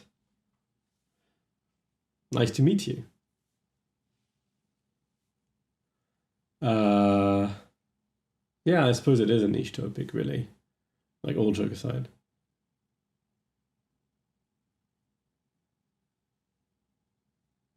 Yeah, I'm listening. Yeah. Well, I wanted to work on something, basically, and I thought that streaming it would be more interesting. And also that it forces me to have a schedule, and so I get to share what I'm doing, to talk about it with people, and at the same time, I get to work on something interesting. This one is fairly researchy. I don't know where it's leading me. I'm going to take a decision, like within a few months, whether I'm going to stay on with this design or I'm going to resume a more dependently type design. What are my opinions on Lean and other proof assistant? Do I have to commit to an answer on camera? Okay, I will. So I'm extremely biased. on this subject because I have been an active developer of the Coq proof assistant for about 10 years, which is a long time. So I very much like Coq. And I don't get to work on it anymore. So there was I could have just like done a bunch of Coq on the side just to like continue developing Coq. But I decided to do another proof assistant because it was just a more self-contained project and I didn't have to continue both practicing Coq and work on Coq. It's also less useful, but I get to do my own research that way. Yes, so that's the background. And that being said, so Lean I have never played with. It looks pretty neat. The next version of Lean, which is heavily bootstrapped, looks a lot like a proof assistant that I would have liked to write myself. But I don't really know how usability is in practice because I've never used it. It's cool as a design. It's really, really cool. Coq is a fantastic tool. Really need to talk about it. I mean, I've been involved in that for many years. Agda is fascinating. I think they're trying very, very, very hard to avoid any sort of tactics, and that gives a unique perspective into things. It's like there's these trope or cliche that from constraints come beauty. I think like that gave itself very interesting constraints that I don't think are particularly practical in the long run, but forces the Agda community to come up with very, very clever solutions to problem. And there's no way we don't learn things about it. I haven't been following a lot in the past few years either. I've been removed from academia for about 4 years now, and I'm sort of losing track a bit about these things. So what I'm doing here, it started as a project to do some linear dependent types because, well, I don't know, I wanted to follow up on that. And because how the paper by Max Schulman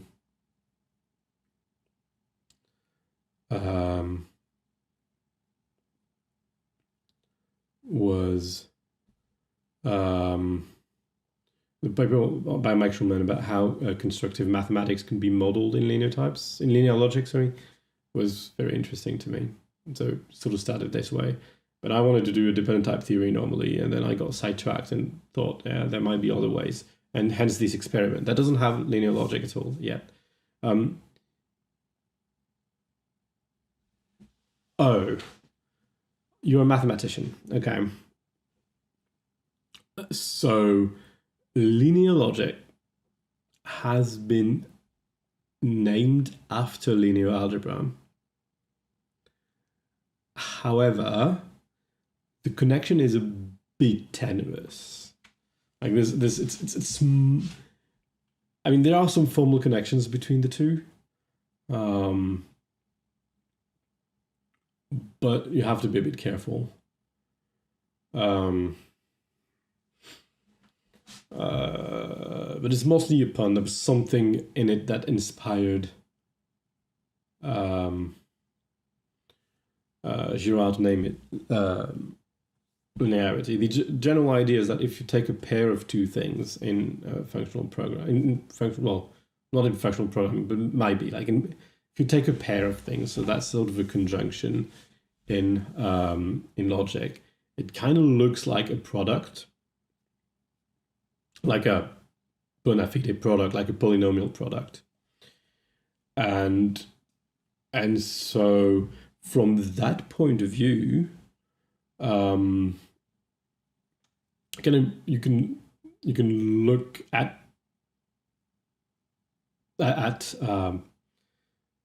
proofs as some kinds of polynomials, and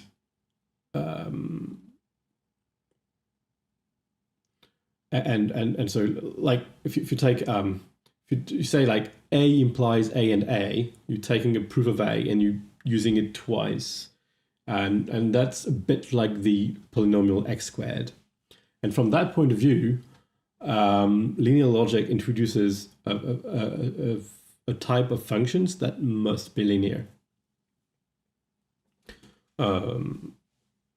In the sense of mathematics, like if you multiply two variables, they must be distinct, or if you multiply two polynomials, they must have a distinct set of variables. So that's the same sort of idea. It behaves like a linear function in mathematics. And it's very much a logic of resources because you are not allowed to use your... If you have an assumption A, you're not allowed to use it freely. If you've made use of it, it probably is not available for you anymore, depending on exactly what you mean by make use of it. And it's a very, very interesting kind of logic. It really started in proof theory or model theory. It's really a logic for logicians at first, but there are many, many possible implications. So one of them would be for programming. Yes, kind of like the borrow checker. So if you have a mutable reference in Rust, then it needs to be somewhat threaded, and it can't really be split past the two people, and that makes it very much like a linear function. Of course, like in Rust, it's a bit more ad hoc than this. It's just made so that it works, and it doesn't have to conform to any particular proof theory. It doesn't, as long as it works, it's good, and it is completely fair. So there's no real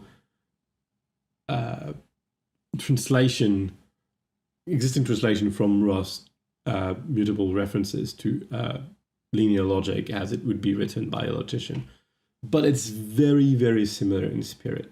Yeah. If that helps. And so in mathematics, it has some implications. Do I know this paper? Let me check. It is almost certainly related, and I didn't know this paper. But there was a paper that... Let me check. Linear logic. Yeah, definitely related. And I have to thank you for this, because that's one that I missed. It's fairly short, though. There was a paper by... there's a paper called the linear abstract machine, I think, which is older and touches on a similar thing.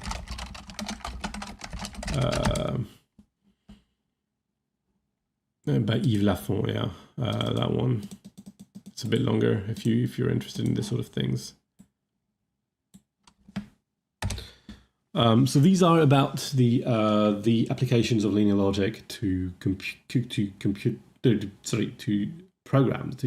programming languages. Wow, speaking hard. But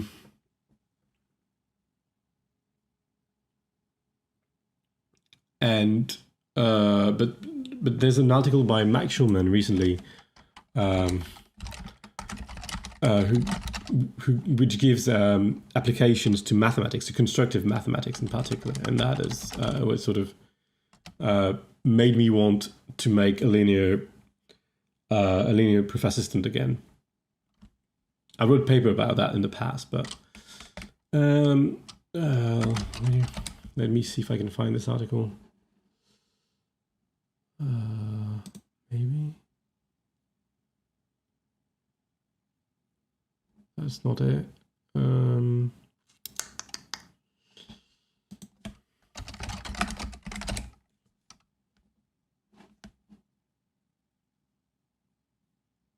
It's in my README. Let me just.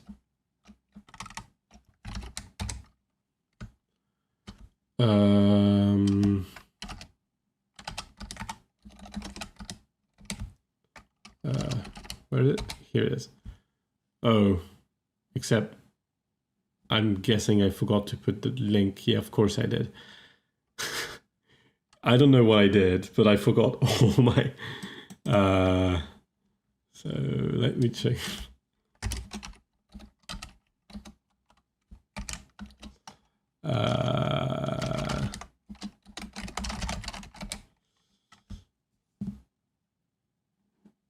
I can't find it. Help.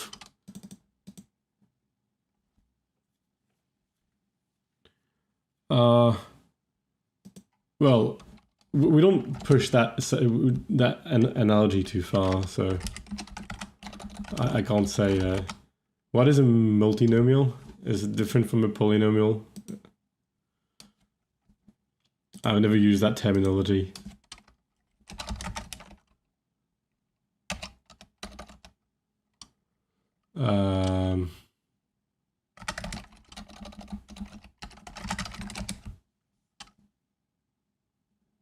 Oh, here it is.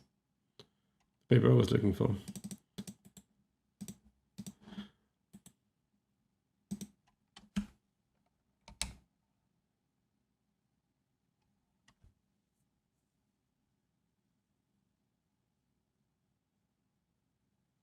I didn't get that last sentence. Did you ask, was the why that name, was that a question for me earlier? I had missed that. Are you asking why my handle is the way it is?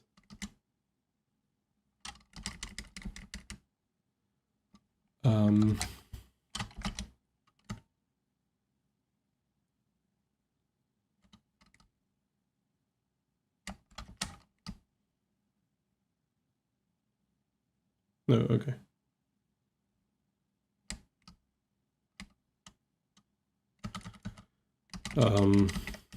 Let me quickly finish this.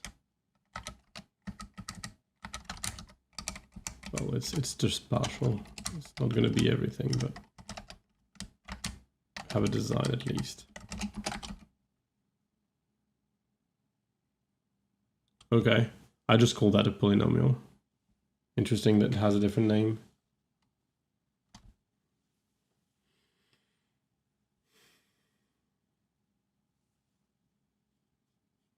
So yeah, from that point of view, yeah, that would be a multinomial. It's a weird name.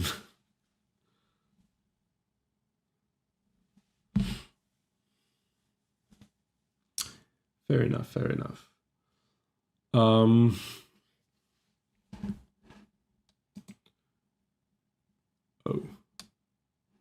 Interesting.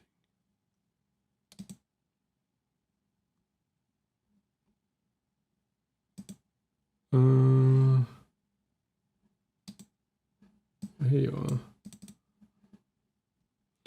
Okay then.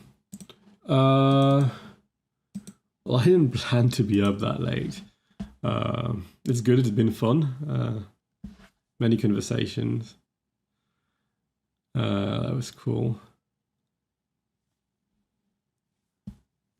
So I probably have to make sure when I do all of these X, U, etc., that they make sense. Yeah, I'm on EU time, yeah, absolutely. So it's currently 1:45, which